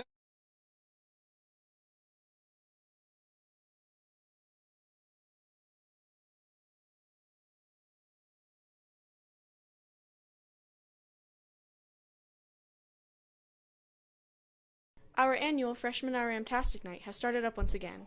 Freshmen Are Ramtastic is an opportunity for our 8th grade or choice students to come in and see Rampart before the first day of school. It's a really cool opportunity to kind of sell Rampart and to show people why we are super cool. You know, the different opportunities that we have here, the different clubs, sports, groups, and all the things that make Rampart really unique. We went and spoke to some of the curators on what makes the event so impactful. I think it just gives them a head start to feel like this is okay. I think when kids transition schools, it can be very scary for them. They get an opportunity to see the school, kind of understand what the vibe is like, and meet some adults and get to know some other of the kids and kind of what programs they might want to get involved with. The impact is huge. I mean, we are a school that has over 60% choice. We get a lot of our kids from things like this where we get to kind of reach out and find these students that should be here, that are a part of our culture, a part of our community, and that really find a home at Rampart High School. Incoming freshmen are able to see the opportunities and connect with staff and students throughout the night. So we have all of our clubs, all of our sports, and it's not just like a list of them. It is the kids, the coaches, sign-ups, camps, information. One of the coolest things that I think gets to happen is one-on-one conversations with club advisors, coaches, teachers, all of the people. You really get to know them and see them. Freshmen will get to talk to students, you know, then get to ask them like what it's like walking in their shoes. And we do a student panel where students and parents, future Rams, can sit in and kind of learn from other students at Rampart and ask what's been the scariest thing about, you know, starting high school, or what's been the most unique opportunity we've had. And then school tours are really cool as well because it gives people an opportunity to really see our building, walk the halls, and know what it's all about. Incoming parents and students have different emotions about coming to Rampart. So coming into Rampart always feels like coming home. I think my first impression of Rampart was this is a really big school for the kids, but it had a lot of really willing people who wanted to make it feel smaller than it was. Definitely scary because it's like a high school, and I don't know, it's just weird going from like middle school to high school. The effects of the event were all around positive. I love getting to see everyone so excited about welcoming a new class of Rams in and building that excitement and creating that family. Getting to see the course selection, since I go to a school that Rampart isn't like a feeder to, I didn't get to know anything about Rampart. The school is definitely right for our kids because of the community. I think it's going to be like a really good community for me, and I just think that like I'm going to make a lot of friends. I'm just hopeful that my daughter feels the same kind of joy that I feel being in this building. For me, it reinforces and shows the community that Rampart has and how far the teachers, the admin are willing to go for each student. Showing Rampart spirit and camaraderie is what makes a difference for our new freshman families. This has been Morgan Spooner reporting for KRAM. Rampart High School was the first high school in the state to have a live sports broadcasting class, and this strong tradition continues today.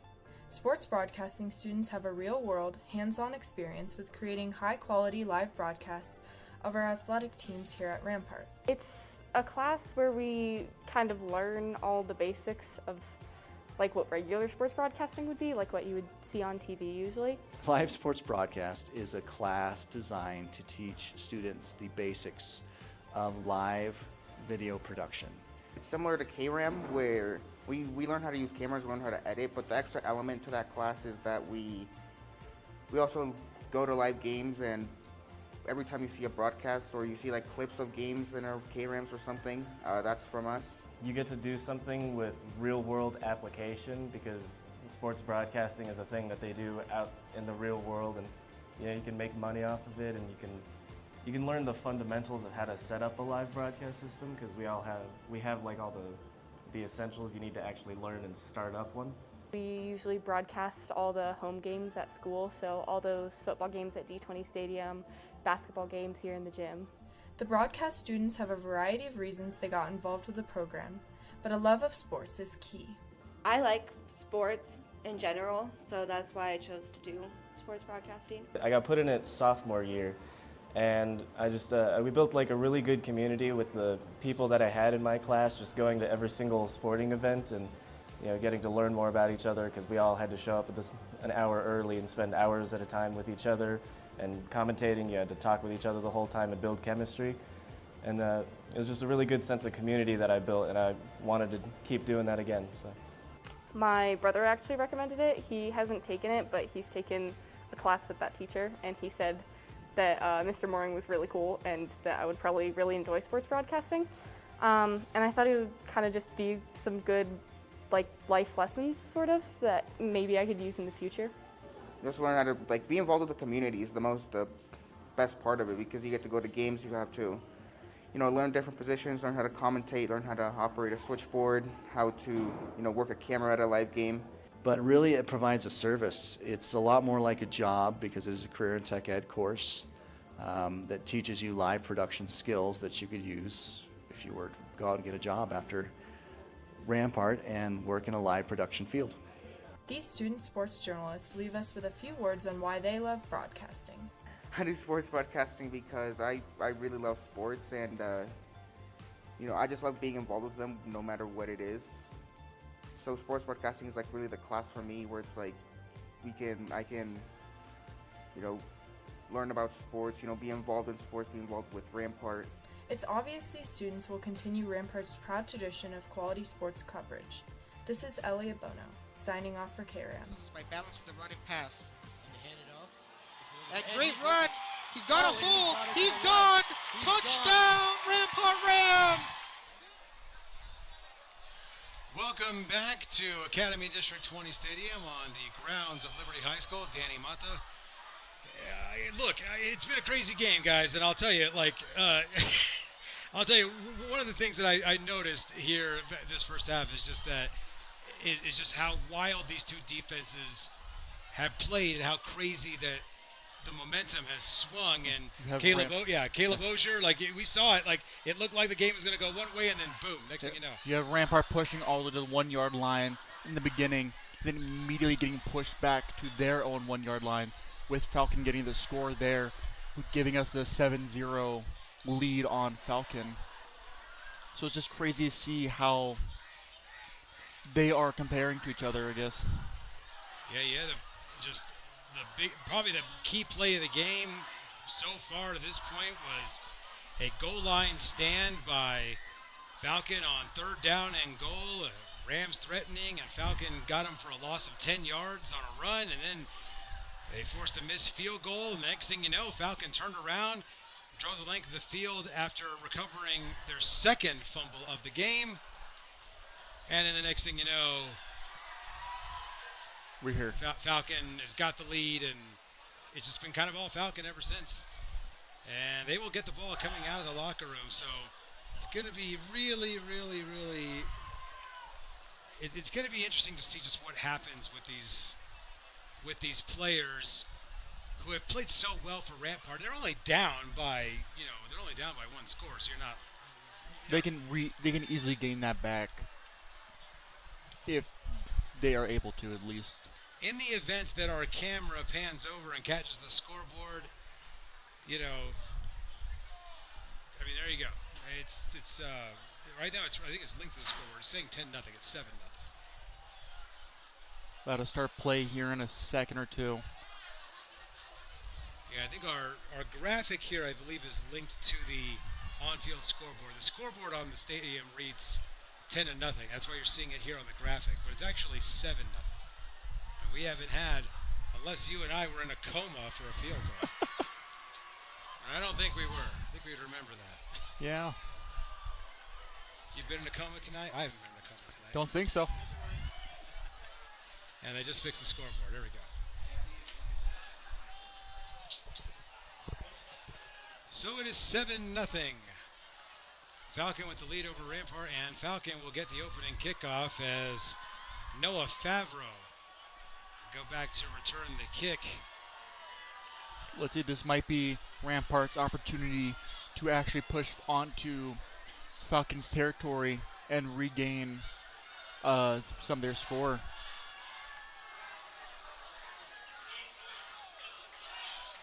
Royer getting set to kick it off. Crowds are going wild tonight.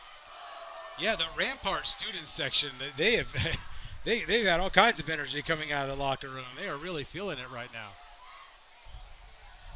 Love to see the atmosphere out here opening night. And it should be another fun season of high school football. Those of you watching on KRDO Plus, reminder that the Friday Night Blitz starts on KRDO 13 next Friday night.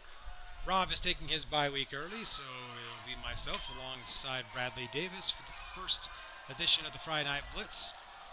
Of course, these two teams would like to play week 0, and that's why we've got football right now as Grant Royer getting set to kick it off and start this second half.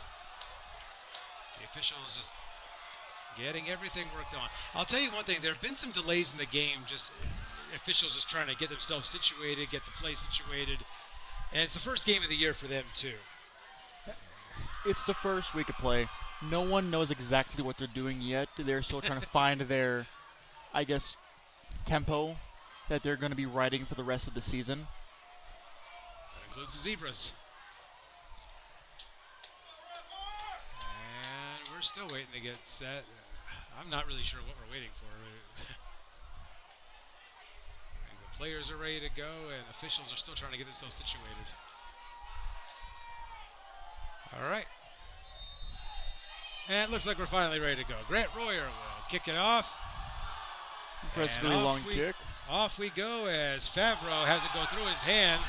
He's trying to scoop it up, and he does at the 10. Small fumble there. Only going to get to the 14 because of that. Yeah, he fumbled that ball for a second there, which led to Rampart gaining control in that split second. Of course, Rampart special teams unit all over it. Favreau picked it up and has had no real chances. I'll tell you, it doesn't take a lot to lay the law down there, and that's number 42, Braylon Contras. The hit there. So Falcon starts at its own 15-yard line,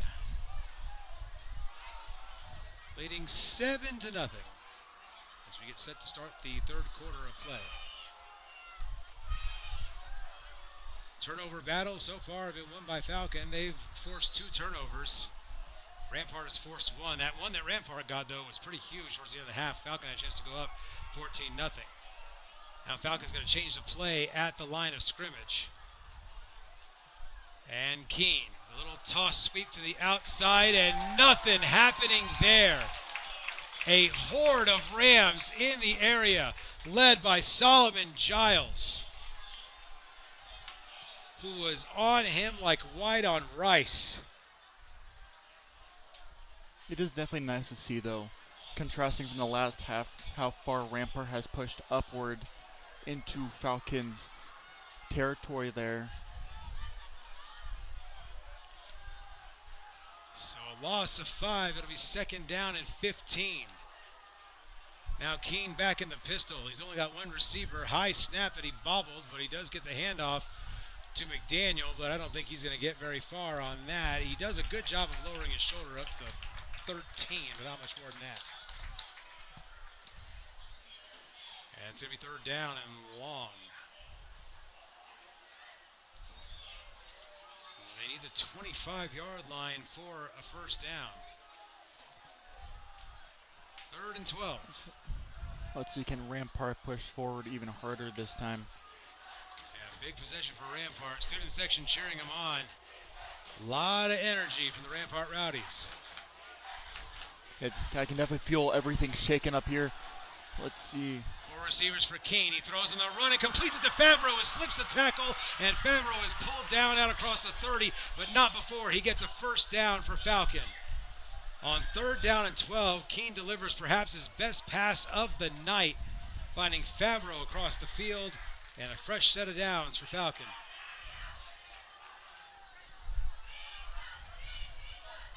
I'll tell you, if it's the first game for Nick Bratton, your first-year head coach, your first game, you got to be thrilled by what you're seeing. Yeah, this is your first game, first season. It's going great for them. The handoff on first down and 10. And corkscrewing his way up to the 34-yard line is Favreau. Gain of about 2. It'll be second down and 8.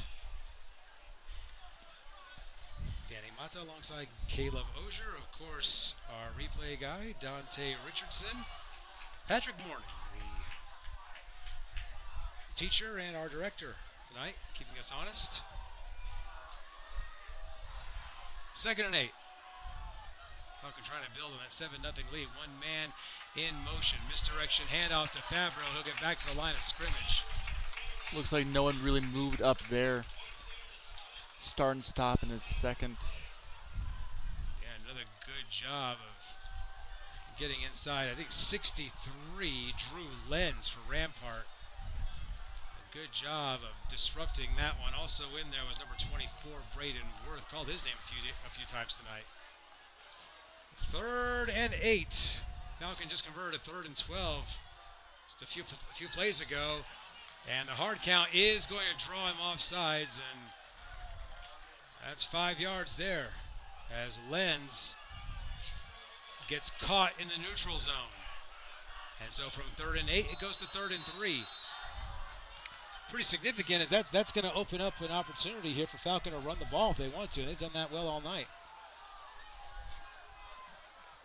Falcons definitely regaining some of their lost territory over here. Everett Sawyer, Jackson McDaniel, both back there with him, with Keene, excuse me. Keene's the quarterback. 3rd and 3. They give to McDaniel. McDaniel with a stiff arm, and I think he's got the first down. Laid down the law as he went right at Dylan Snowden. He is at the sticks. The refs are calling for a measurement as we stop play on the field, but what a run by McDaniel, throwing the stiff arm to try and get that yardage, and he might have gotten it, and the referees are going to give it to him. First down, Falcon.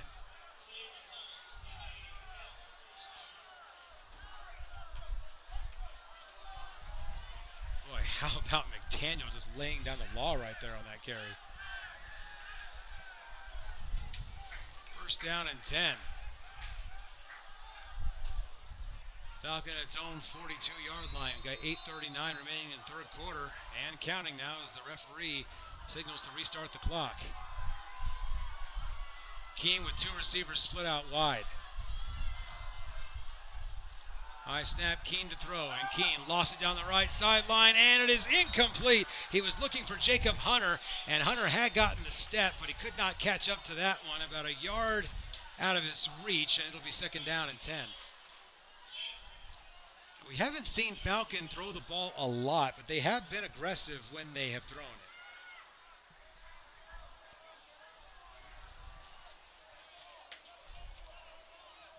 Second down and 10. 8:22 for the quarter.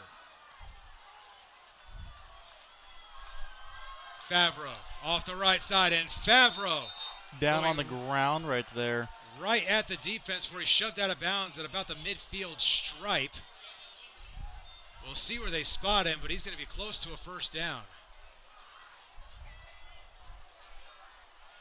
I think they're going to give him the 49, so that'll be third down and 3. Rampart crowd trying to fire up this defense on third down and 3. There's already been a couple of third down conversions on this drive. One man in motion. Keene with the handoff to the motion man. That's Massey, and Massey got stopped. I think it's close. Let's see. I think they're going to give it to him. Where the referees are walking, yeah, they got it. First down. Yeah.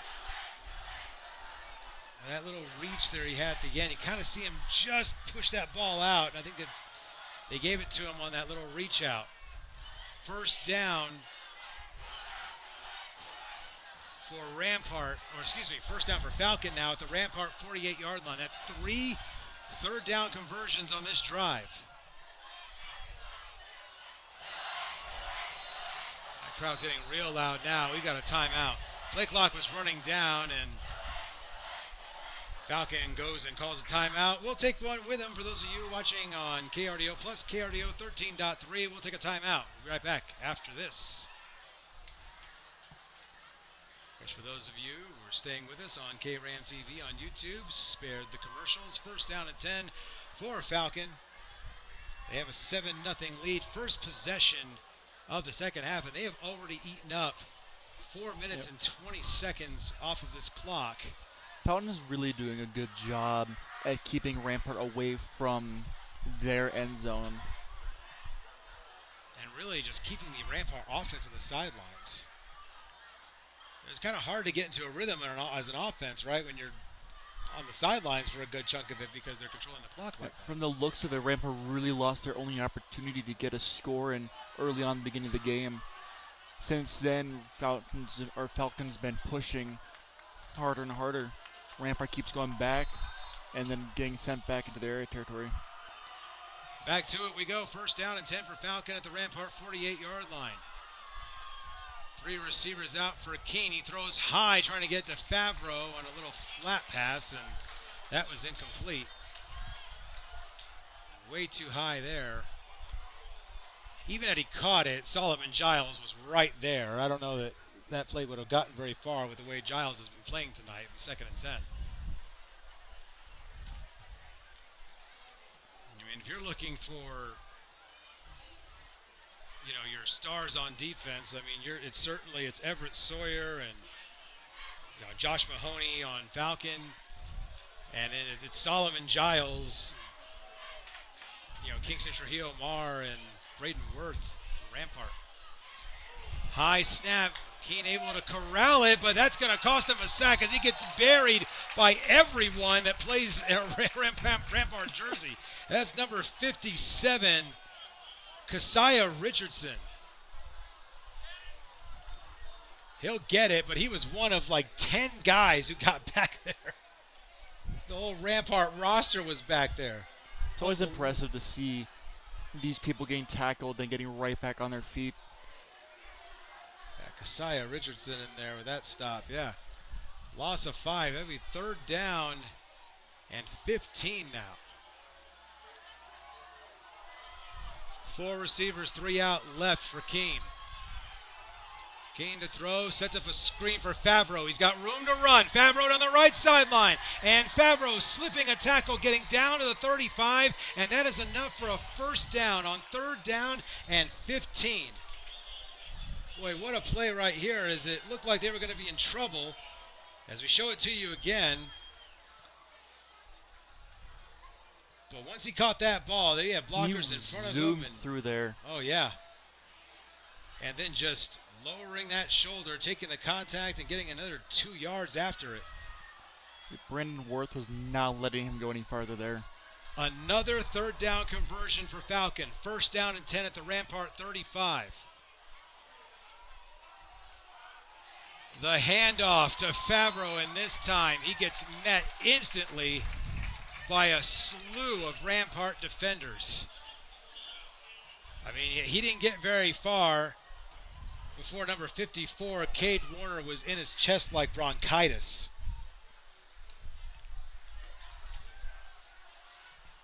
That'll be a loss of about 5, second and 15. That's what you want to see in there. So I said 54. First man on the scene was 28, Lucas Smithson. There we go. Second down and 15. From the 40. Favreau again, little stretch handoff, and Favreau will get it down inside the 40 to the 38. So we're looking at about third down and 13. They've already converted a couple of third and longs on this possession, has Falcon.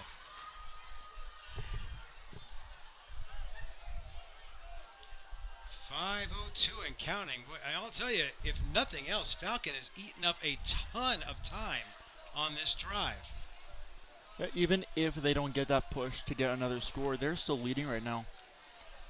they've certainly flipped the field. Like at this point, barring a turnover, you're not going to give Rampart great field position either.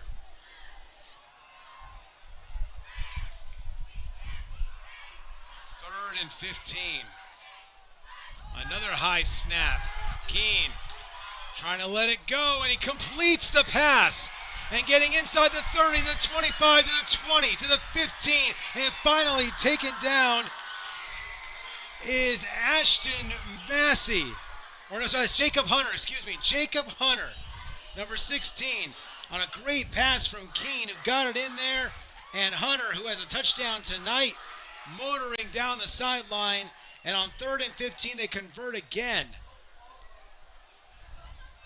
Four third down conversions on this drive.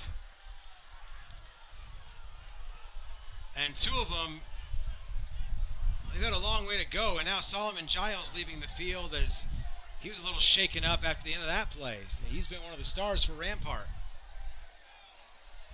And it's first down for Falcon at the 11. And we've got a timeout. Yeah, we've got a timeout. They initially called timeout, but they didn't stop the play, and now they do. As Rob Royer calls for a timeout to get his defense to regroup. There's 4:23 remaining in the third quarter, and Rampart trails 7-0, but Falcon is on the move. Converted several third downs on this drive. The big one just a few moments ago when Jacob Hunter has got a touchdown in this game. A big catch and run. On 3rd down and 15 to take it down to the 11. To pick up of 29 yards. 1st down and 10. They fake the handoff. Massey trying to roll out, and Massey nearly fumbles it. He's trying to get away. He should throw that ball away, and he does. He completes it, but that's going to be for a loss of yardage. Now the ref says incomplete. That's actually better because had he caught that, that would have been a loss of 9 for Favreau. You see, Massey nearly fumbled that ball. You see how it kind of bobbled in his hands. Yeah. We see that replay? Yeah, let's take a look at the replay on this. Braden Worth all over him, nearly forced a turnover right there. You saw Massey bobble the ball, and Massey just got to throw this ball away. One of the growing pains of dealing with a young quarterback. But an impressive catch from that.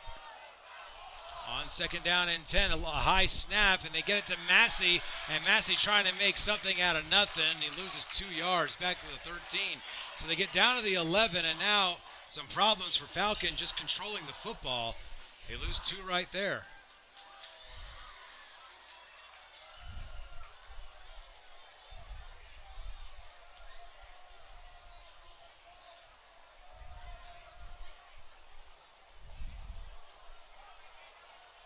Caleb, I'll tell you, this is about as big this is a big stop here for Rampart if they can make it on 3rd down. This is where they've struggled. 3rd down, Falcons already converted 4 of them. Yeah. With only 3 minutes, 20 seconds left in play for this quarter, it is going to be really interesting to see how Falcon can push farther into Rampart's territory, or if Rampart is able to push back. So King on that play will get down inside the 10-yard line to the 8.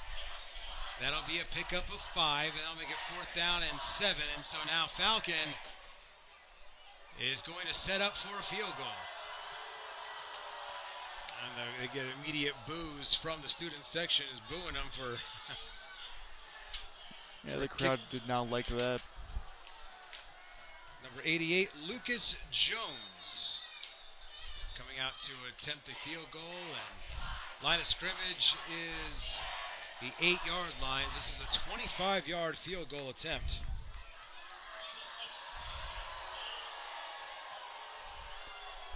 Once again, immediate booing from Rampart. We've got a flag on the play, and I think we got another delay of game. So that'll push him back to the 12, and that'll make this a 29-yard field goal attempt for Lucas Jones, senior kicker for Falcon. from 29 yards to make this a 2-score game. And that one is blocked. It is blocked, and Rampart's got it, and it's Snowden. He is going for it. No one is going to catch him. Snowden. Touchdown, Rampart. The Now kick that was is blocked. a play. The kick was blocked by Braden Worth. Got in there and blocked it. Dylan Snowden picked it up. Dylan Snowden, he might be small, but he definitely is mighty. In a game where Rampart has just not been able to get anything going for so long. It's great to see them getting some points in now. Yeah, their defense, their special teams has kept them in the game, and a huge play on special teams there. Braden Worth with the block. Dylan Snowden with the long return on the blocked field goal for the touchdown. And we are a Grant Royer extra point away from being tied at 7 with 2:22 remaining in the third quarter. Let's see, can they make this a tie game?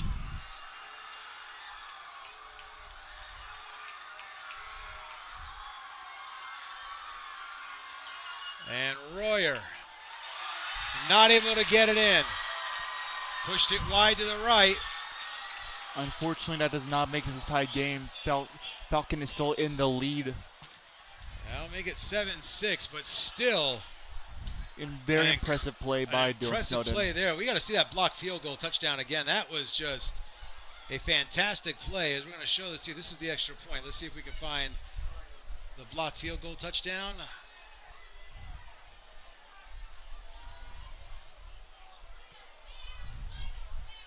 Here it is right here. Yeah, here it is. There we go. We're trying to get that to you.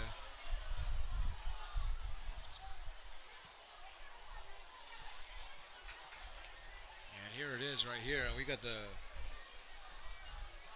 is the super slow-mo replay, I think. I don't know if we can speed this up at all, but you just see a great job as they get inside. And you know, I actually think that watching it again, I think that was 63. That was 63 Drew Lentz for Rampart, who I think blocked initially because he came through along with Braden Worth. And I think Drew Lentz is the one who actually blocked that kick. And then, of course, Snowden picks it up.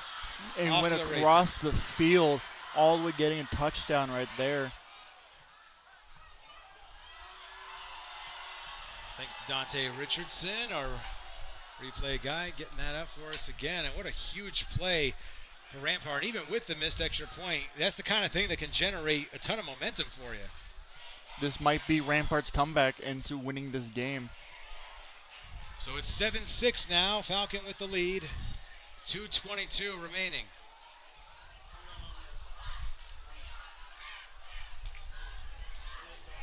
And you see the missed extra point there by Grant Royer. We'll get back into it now. So this is where this is anxiety territory. If you are a member of the Falcons, this is the anxiety. They went from leading by 7 to losing or winning by only 1 now. Their game is being threatened. So Rampart's going to get another shot at this. It looks like Rampart was arguing that because of the post-kick celebration that there should have been a flag and they should have gotten another crack at the extra point. And after a long conversation, and we were able to show you the 2 replays here, now they're turning around and they're saying that it is indeed a penalty and Rampart's going to get another crack at this. So now Grant Royer will get one more shot to tie this game at 7. That was courtesy of the unsportsmanlike penalty, and that was what Rampart was arguing. They were arguing that they should have gotten another crack based on the unsportsmanlike penalty against Falcon. It looks like number 8, Grant Royer, yeah, getting another crack at that. So can he make it this time? Grant Royer, of course, the coach's son. second and last Royer boy with head coach. It's his 4th year back at Rampart. 2:22 remaining. And now Grant Royer is going to get another crack at tying the game.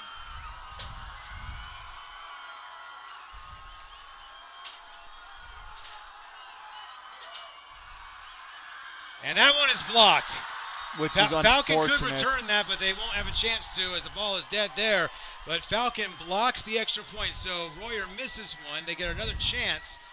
And then Falcon comes back and blocks the kick. And that will be that. 7-6. The score remains with 2:22 remaining. You see another block there, and couldn't tell who blocked it, even on the replay. Kind of hard to tell who blocked it for Falcon. But a big stop there by the Falcon special teams. But of course, a big play by Rampart, able to block the field goal, run it back for the touchdown as Dylan Snowden gets Rampart on the board after a blocked field goal by Drew Lenz. 7-6. Falcon with the lead. They'll get the ball back. And again, just a crazy turn of events because they were, like the 10-yard line over on Rampart's side. After a bunch of third down conversions? Yeah. Dylan Snowden running from 10-yard line to a touchdown. Super impressive play on his part. And just for Rampart to come through with a block like that, I mean, and so turn this game. This is definitely the comeback of Rampart. Let's see if they are able to regain and take the lead. And now Rampart's going to get a short kick as we have another unsportsmanlike conduct against Falcons. So Rampart is going to move 15 yards up. They're going to be able to do a short kickoff here. I wouldn't be surprised to see a squib on this play. But like, what's funny is for as well as Falcon have moved the ball, like there have been a couple of plays where you're like, okay, that could be a disaster, right? We saw the play by Thomas Keene. It nearly had the ball stripped from him by Braden Worth, trying to avoid a sack, and they're blowing this play dead before it can even start. And wow, there you go. You don't see that one very often. Offsides on Rampart on the kickoff, and that is not a call you see very often.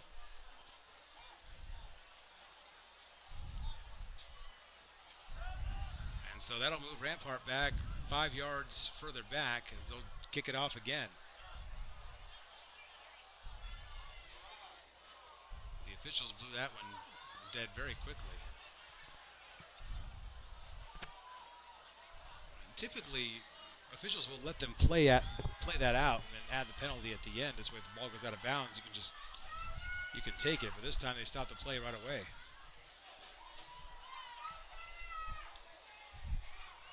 Let's see, we got.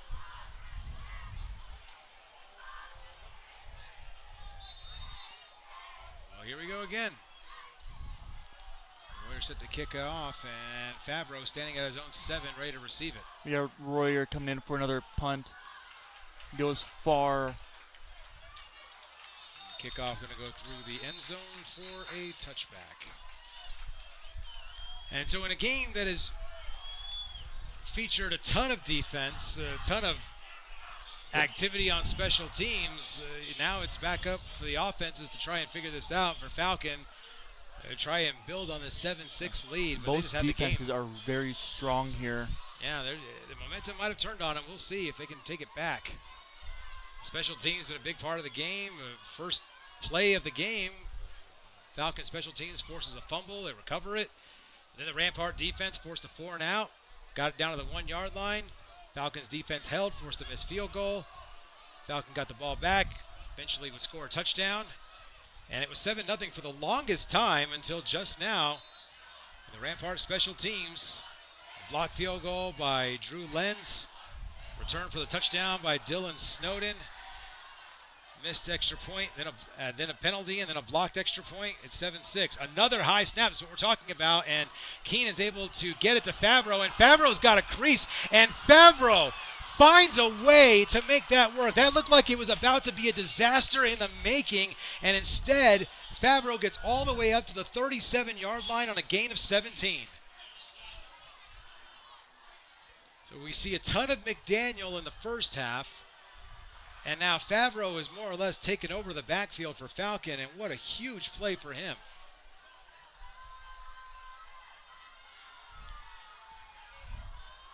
First down for Falcon.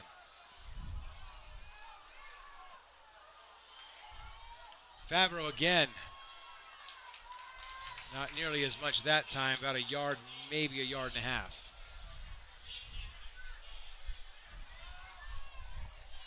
We got about a minute and a half to play in this third quarter. It's 7-6. Falcon clinging to a 1-point lead over Rampart.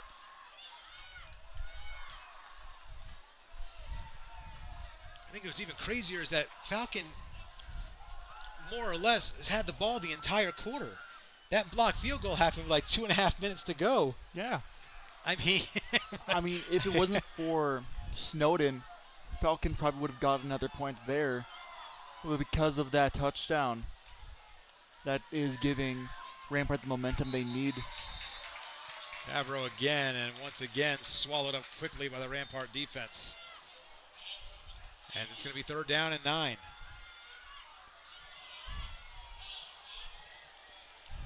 Inside of a minute to play. It's one of those bizarre football things where you're going to see at the end of this, like the time of possession for Falcon is going to be like 11 minutes and 50 seconds out of 12, and the touchdown is going to go to Rampart. Yeah. Rampart's the team that has the points. Like one of those weird, they had the ball for like 10 seconds and gained 6 points in that 10 seconds. Yeah, because the entire 10 seconds was the time it took Snowden to recover and run it back. For Falcon to have controlled the clock and the tempo and to be converting 3rd downs left and right, and then to have the game flip on a blocked field goal touchdown. If Rampart were to win this game, one of the craziest turn of events. One of the right? Falcons had a lead for almost the entire game, just for Snowden to go in last second to shorten that lead from 7 points to 1 point. You got a 7-0 lead. You control the ball for 11 minutes and 50 seconds in the third quarter with that 7-0 lead, and then you're going to leave the quarter in all likelihood up 7-6, provided that they don't score right here. 3rd down and 9. Keene fading off his back foot, and that was a dangerous throw. There was no one in the area except Rampart defensive players. In fact, the closest person to the ball was number 45, Gavin Godown.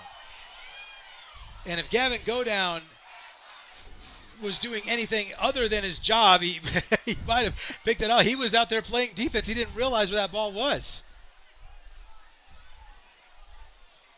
You see him tap himself on the chest, but he was doing his job.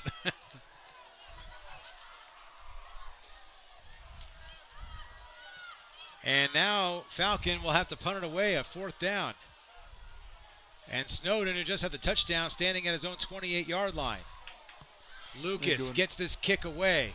And Snowden will let it bounce to the 32. Is he going to go after it? It doesn't look like it. And so Falcon will down it at the 22-yard line with 2.5 seconds remaining in the third quarter. In 2.5 seconds, so much can happen in so little time. Yeah, based on what we've already seen. Like, who knows, Dylan might go for another crazy. Yeah, maybe get Snowden out into space or something like that, yeah.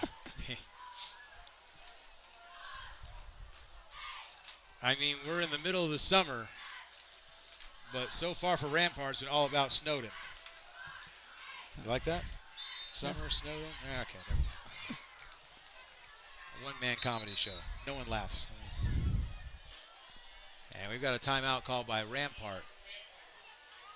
And I'm not sure what happened communication-wise. Rob Royer looks perturbed by having to use a timeout right there.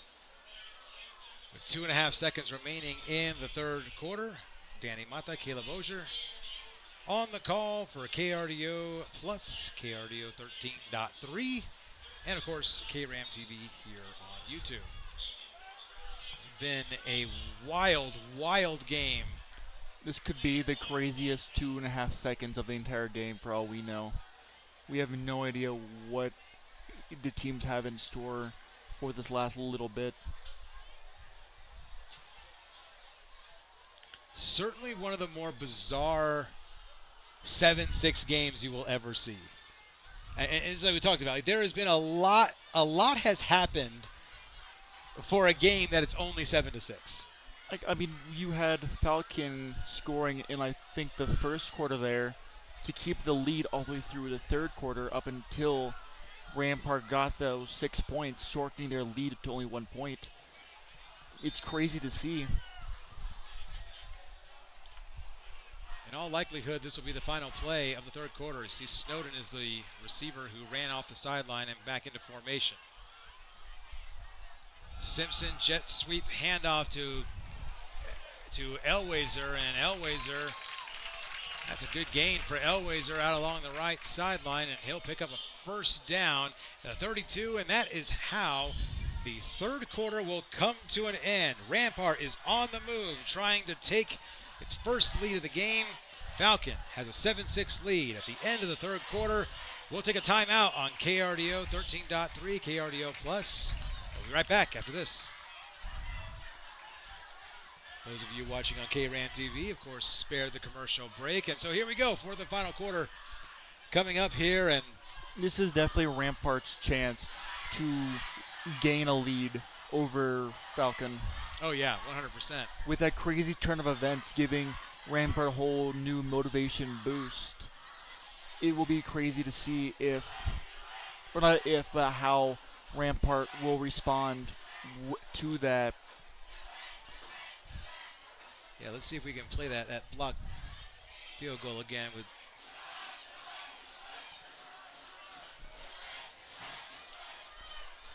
Rampart's crowds are going crazy right now. Let's see if we can show you that block field goal again. We're trying to get it working. Looks like we'll get it right here. Well, they're about to start play again anyways. We won't worry about that right now. But yeah, the block field goal was the big play of the night so far for Rampart.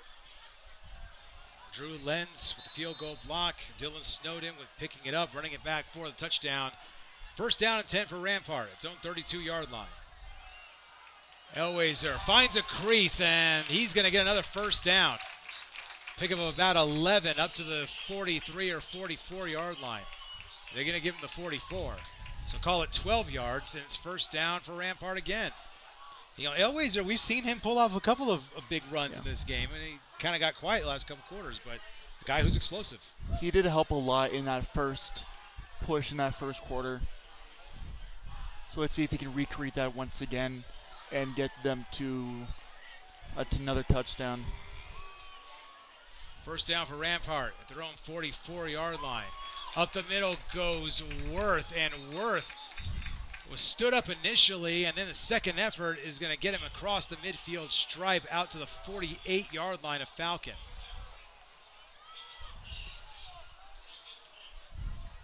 In fact, I shortchanged him. He's going to get the 47. A gain of 9. It'll be second down and 1.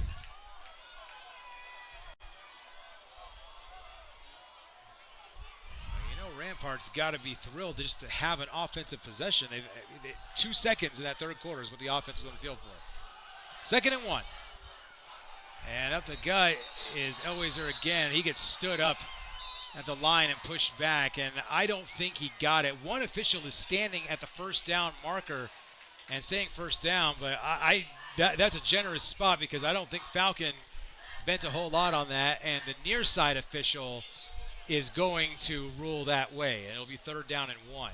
No gain on the play.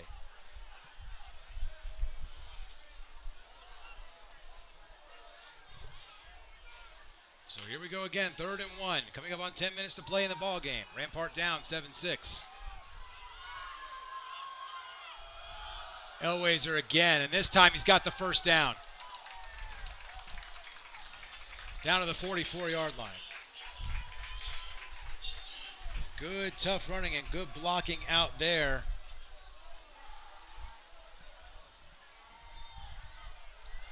Ran right behind 53, Jaden Lyles, and 54, Cade Warner, to get that first.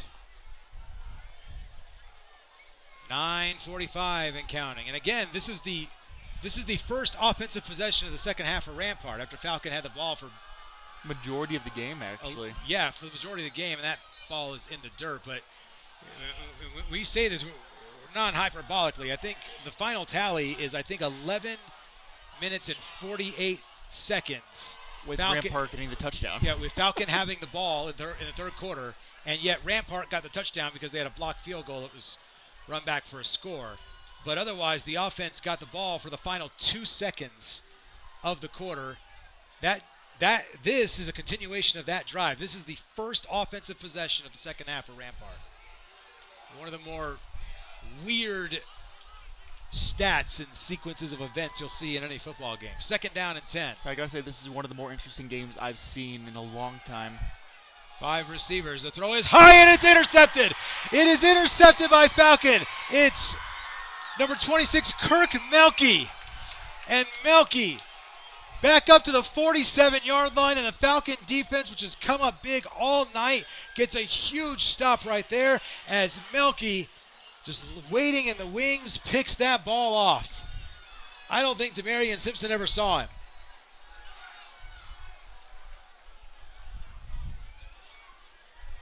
Underneath everything, he was looking for Dylan Snowden, and Melky just sat on it, got the interception,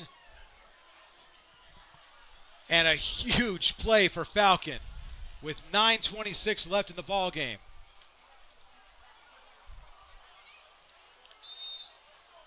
Third turnover forced by Falcon in this ball game. Let's see if this starts a new trend, or continues a trend of Falcon having control of the ball. On first down, the handoff goes to Ashton Massey. And Massey got back up to the line of scrimmage. 2nd and 10. Huge possession now for Rampart. If you're Falcon, if they find a way to put some points on the board, given the way that this game is gone, even a field goal might ice this game. But of course, if you're Rampart, with the way the defense has played all night, you're one stop away from potentially making another insane play. I mean, scoring on either side would destroy the game for the other player or for the other team. If Falcon were to win, that would be far too many point lead for Rampart to get in one play. And we're going to have an illegal formation here, a motion penalty here on Falcon. It's a false start penalty. So that'll bring him back 5 yards, 2nd and 15. And, we talked about it before. This is not the ideal spot for Falcon to be in. This is not a team that you can just tell by looking at them. And they're not trying to throw the ball all over the field. They're trying to run the ball. You get to 2nd and 15.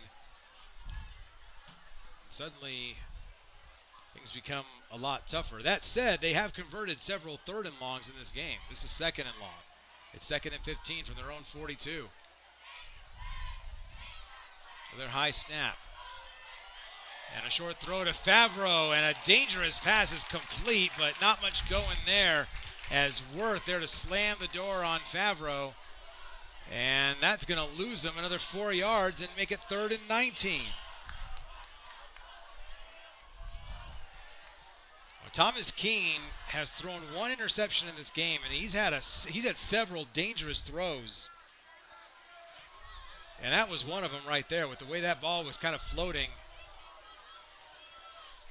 Still loses 4, and that might have been the best outcome in that play because that could have been a turnover forced the other way for Rampart. It's 3rd and 20. And we've got a timeout called. Falcon will talk this over with 7:51 remaining in the ball game, and we'll take a timeout with them on KRDO Plus, KRDO 13.3. We'll take a timeout with 7:51 remaining in the ball game. 7-6 Falcon with the lead, facing 3rd and 20. We come back. And for those of you watching on KRAM TV, we keep it right here. Big possession here. With it being the last quarter, so little time left, I think it's time for Rampart to go all in when it comes to pushing deeper into Falcons' territory. Yeah, maybe dial up a blitz, try to force a turnover, something like that. Yeah, I mean, They just need a couple points to get that lead back. it's one of those weird backwards games. You always think, oh, we need the offense to make a play. But the way this game has gone, like, if you're Rampart, you got them in 3rd and 20. Your defense has played well all night. I mean, I would figure that if you're a coach, Rob Royer, you're feeling pretty good about your chances here because of the way your defense has played. But they've got to make this stop. They can't allow one of these 3rd down conversions again like they did a couple of drives ago. 3rd and 20. Keene throws it short for Favreau, and it's incomplete, and a flag comes out on the play. And they've had problems with just those little halfback passes in the flat. They have not really been able to connect on those very effectively tonight. Going off memory, I think I've only seen one completion out of that.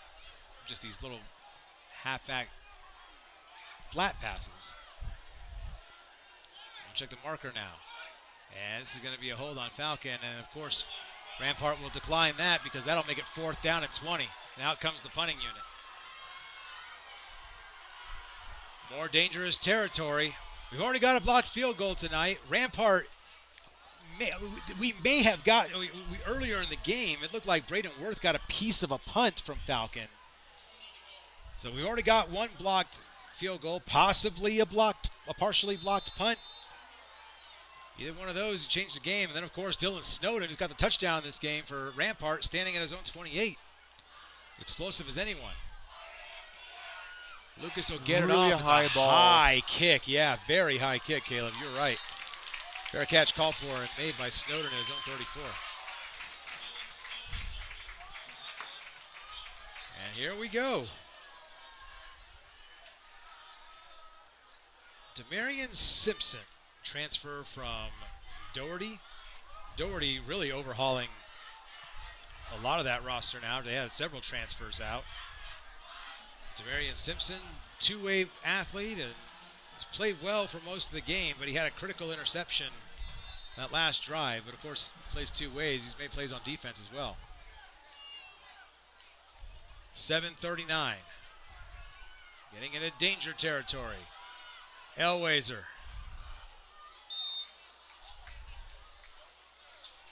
Out to the 37-yard line and call it 3 yards, 2nd and 7.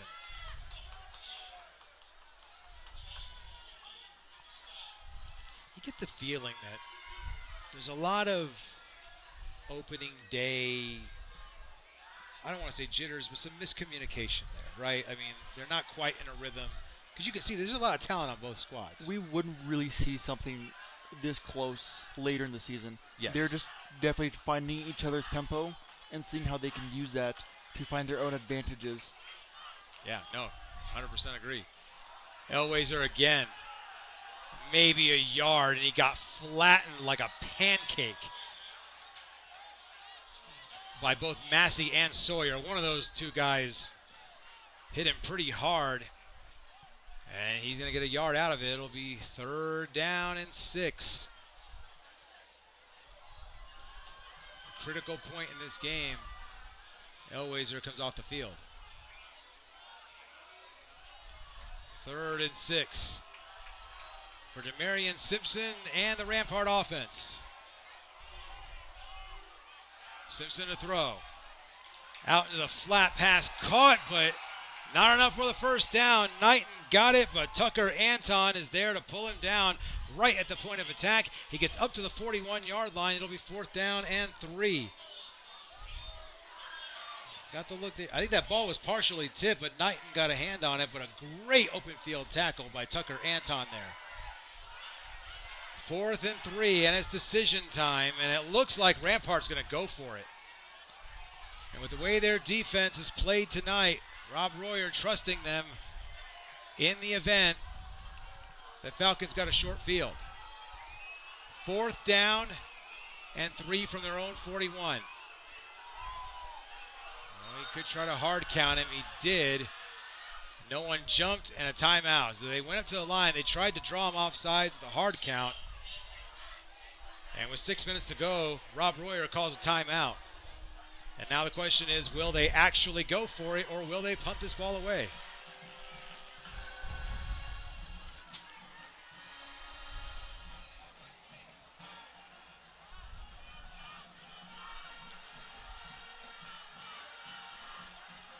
So one official picked up the ball and moved it back, and now there we go. He picked it back up. He moved it back to the 36. Like I said, it's opening night for the officials too, but I think one official thought they had called a delay of game and gave him a 5-yard penalty. The other one had to tell him it's just a timeout. So they moved the ball back, and everything is as it should be. It's 4th down and 3. It looks like the refs still have to get back into their tempo as well. Yeah, they do. It's opening night for them. But yeah, I mean, I'm with you. Like this isn't a game like you would expect both teams to be sharper as the season goes along. You're seeing a lot of opening week mistakes. I mean, with how many freshmen they have on the team, this is their first real taste of high school football. Right. They don't know what to expect. So they're just playing this by ear as all these seniors and juniors are kind of just directing them. 4th and 3 and a short pass to Snowden, and I don't think he got it. He got to the 43, but he needed the 44. I don't think he got it. I think this is going to be Falcon ball. Another great open field tackle, and it is Falcon ball. Kirk Melke, again, who had the interception on the last drive, with another strong open field tackle on 4th and 3. They get 2, and it's Falcon ball with 5:53 remaining in the ball game. Falcon 7, Rampart 6. This is definitely going to be the most intense 6 minutes of this game. You have both teams fighting, and it's a real fight now to see who wins with how close it is in score. And with so many players playing both ways, they get a chance to answer. Snowden obviously staying on the field for defense has been all night. 1st down and 10 for Falcon at the Rampart 43. They give up the middle for no gain to Favreau. We'll make it 2nd down and 10. I don't know if there was an injury for Jackson McDaniel or if they just decided to go with Favreau because he's also run well. But Jackson McDaniel, big part of the offense in the first half and was running well, and he was slow to get up after one play in the first half, and we really haven't seen very much of him since. It's been the Noah Favreau show on offense for the most part.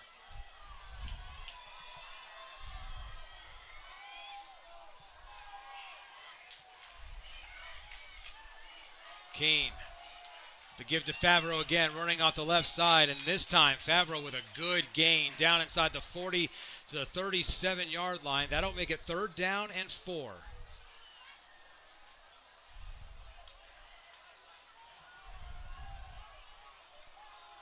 They'll back it back up to the 38, so call it 3rd and 5. Big part of this game. I mean, you talk about the most important play of the game. That's just ever evolving as the game goes on. This is the most important play right now, 3rd and 5. Rampart makes a stop here, and they're going to put a lot of pressure on Falcon. 3rd and 5. Favreau. Not that time.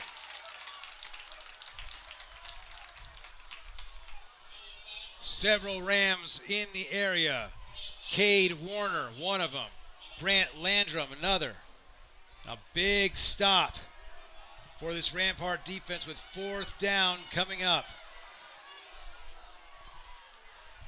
See number 9, Daniel Lingley, also in on that stop. 4th and 5.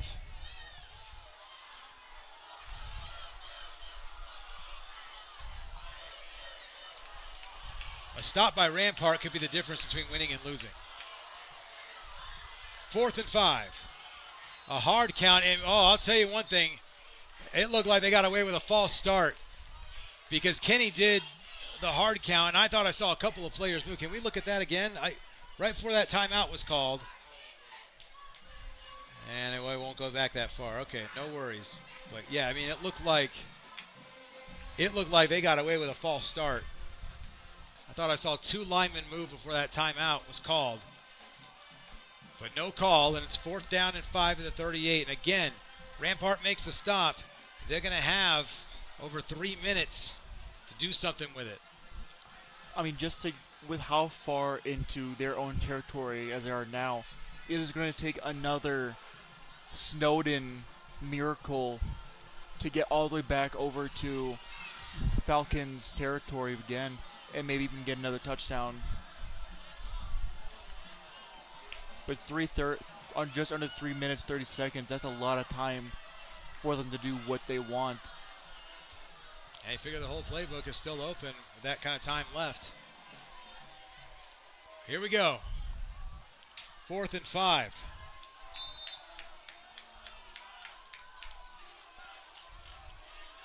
Keene's got 4 receivers, 3 to his right. Favreau's behind him. Keene to throw. He's under pressure, rolling to his right, throws short and incomplete. Solomon Giles was all over it anyway, and it's a turnover on downs. And the Rampart defense, which has been so great all night, they needed a stop, they get a stop. And with 3 minutes and 22 seconds remaining, Rampart will have the ball in fairly decent field position at their own 38-yard line, down 7-6, needing only a field goal to take the lead or win it.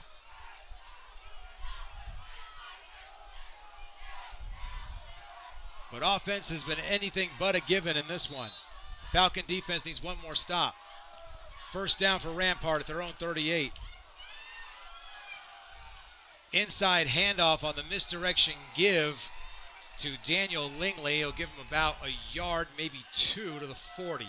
2nd and 8.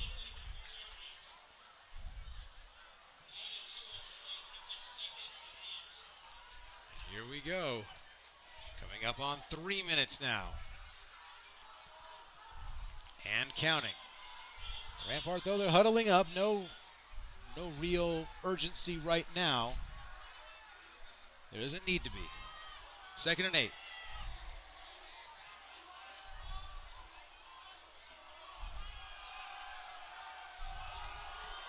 Deep ball from Simpson going downfield for Knighton, and it's incomplete. He had 2 men on him in the area and not able to connect. So Demarion Simpson launching that one down the sideline.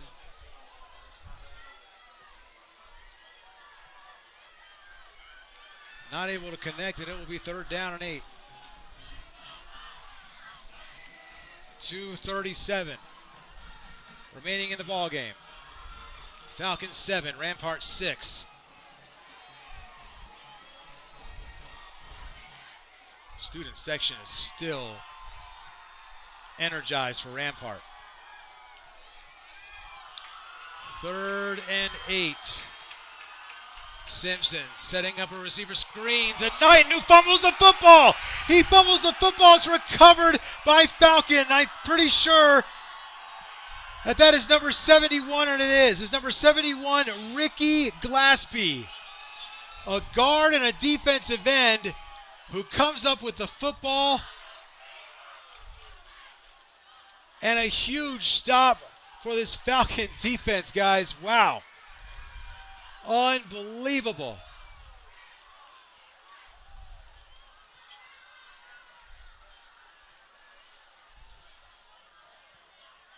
Knighton made the initial catch, tried to make a move upfield, lost the football, and next thing you know, it's Ricky Glaspie, the junior guard and defensive end, who comes up with it. And it's 1st down for Falcon with 2.5 minutes to play.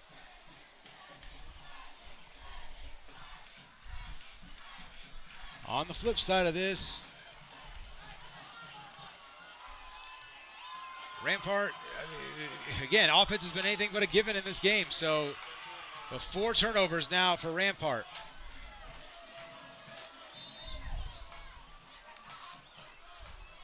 First down for Falcon.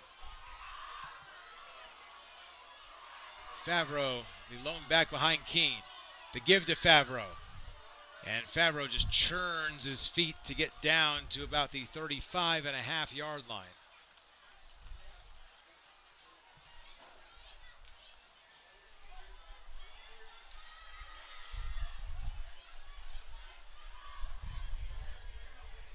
Feel like that nervous energy here on this side of the broadcast booth here. Coming up on 2 minutes to play. 2nd and 8. It's going to be really intense over here. See if Rampart's able to push back, but it's only a matter of if they can get the ball or not.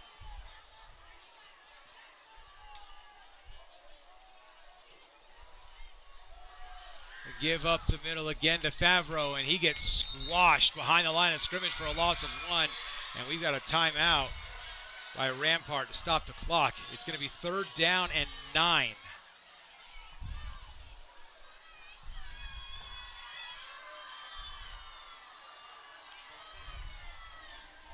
.140 remaining in the ball game. And for the defense and guys like Demarion Simpson, you know they just want one last crack at this thing. And you see Demarion Simpson walking around on that 40-yard line, Falcon side of things. They need one more stop to at least force Falcon into a situation where they can decide to punt it. You see the Falcon student section coming to life over there with 1:40 left.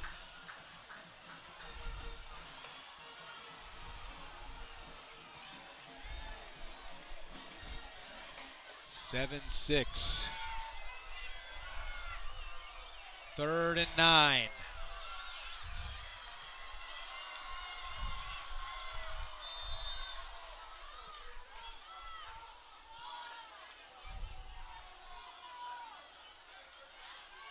Keene, they'll give it to Favreau, and he'll get wrapped up again. Nothing going there. Another timeout called by Rampart. It looks like the Falcon strategy is trying to get Rampart to exhaust all of their timeouts. With 1:30 to go, anything can go now. It's a really matter of who can gain control faster. I believe that is Rampart's final timeout. We had the one they called in the 3rd quarter when Rob Royer was upset that he had to call one, and then they have these last 2. I think that's it. I think that they've used all 3 of their timeouts.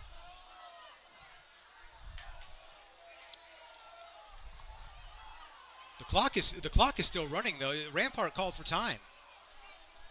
That is interesting. Yeah, Rampart called for time. The refs granted to him. That clock is still running. And now we got to figure out how much time is supposed to be left on the clock, because I don't know how much time was left when they like called a it. 30-ish? I think about 1:30. That makes sense.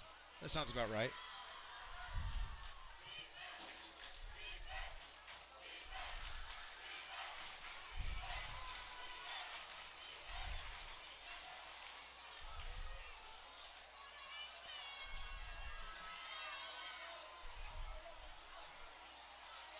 I'm not sure what is going on right now there. Are they called delay of game?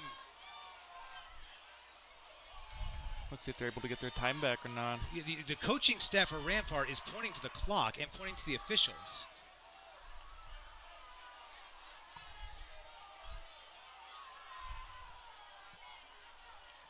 It is unusual to see the clock to keep running.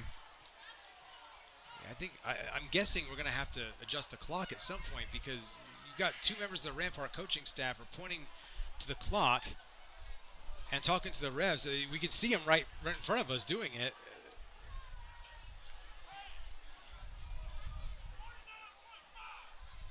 And they're just saying 49.5 now. That is still less than what they had, though.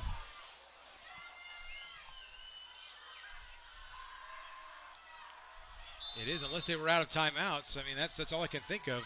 They were out of timeouts because we saw them calling for it. In any event, it's 4th down. Falcons going to have to kick this one away. And this ball is going to go into the end zone. And they had a chance to down that inside the 5. Falcon did, but didn't do it. And so with 41 seconds left, here comes Rampart with one last chance. Now again, they're only down 7-6, so if they get a field goal, they that'll just win need to go for it again, though. They need another Snowden moment. They can get him out into space or something, yeah.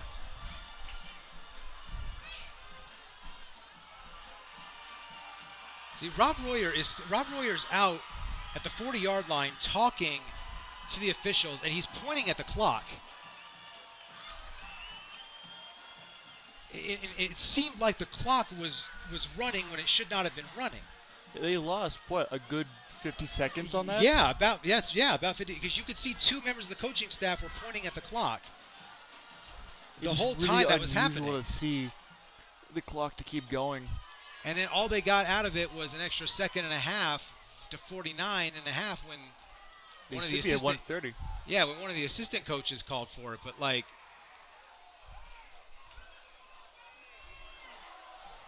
well, yeah, I mean, Rob Royer was still talking to the refs about the clock just now. I'm about as confused as he is.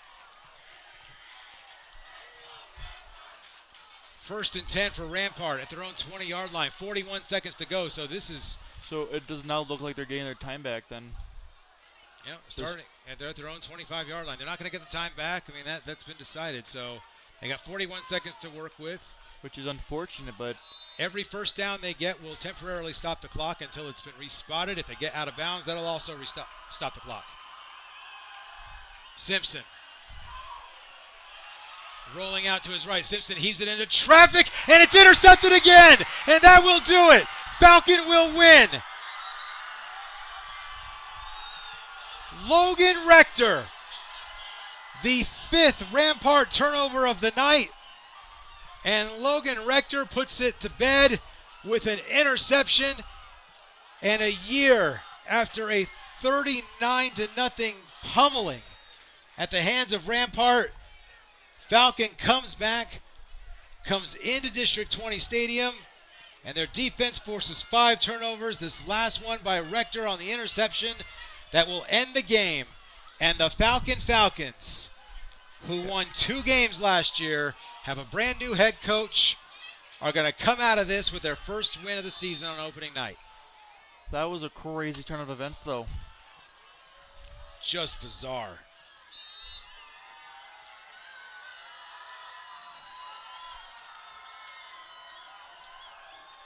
And that'll do it.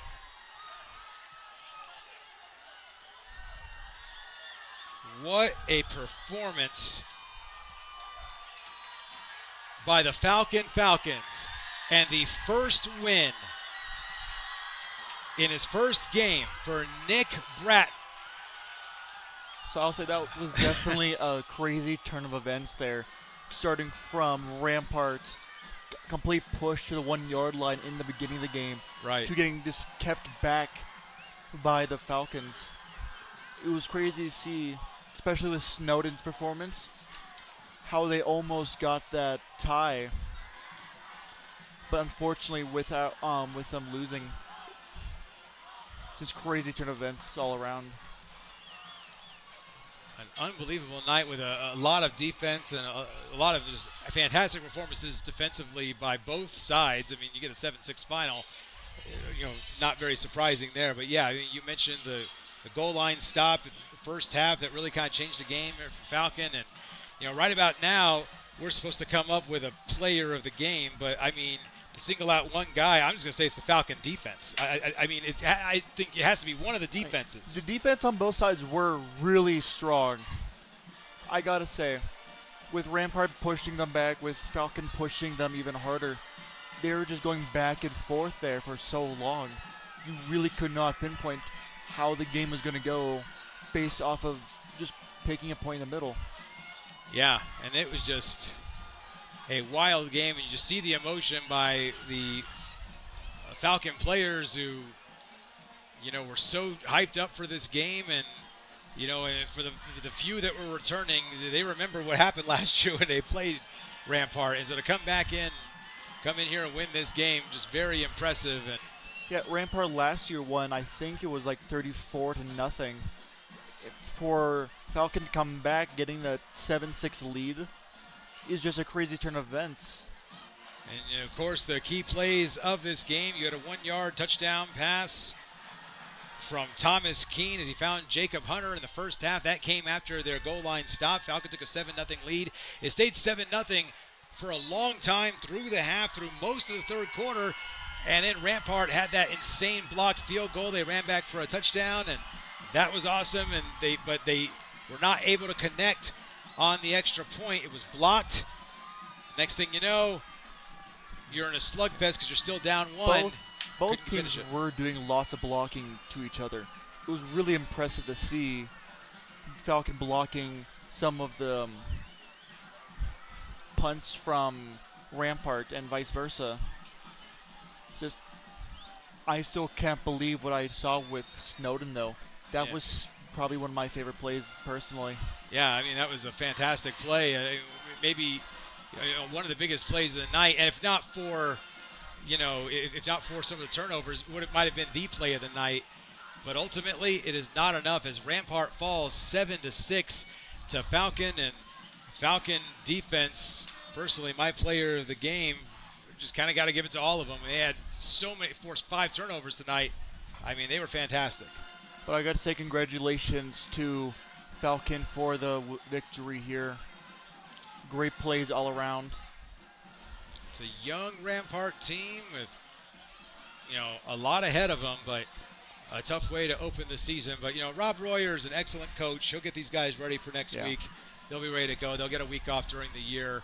You start a little bit early, benefits you long term. So I think Rampart will hang in there. They'll get better, and we'll kind of see where they go. But that's it for us, guys. That's that's the first game of the year, week 0, game number 1, and it is a doozy as Falcon wins this one 7-6. And well, their head coach for Falcon, Nick Bratton, just got a Gatorade bath for winning his first career game.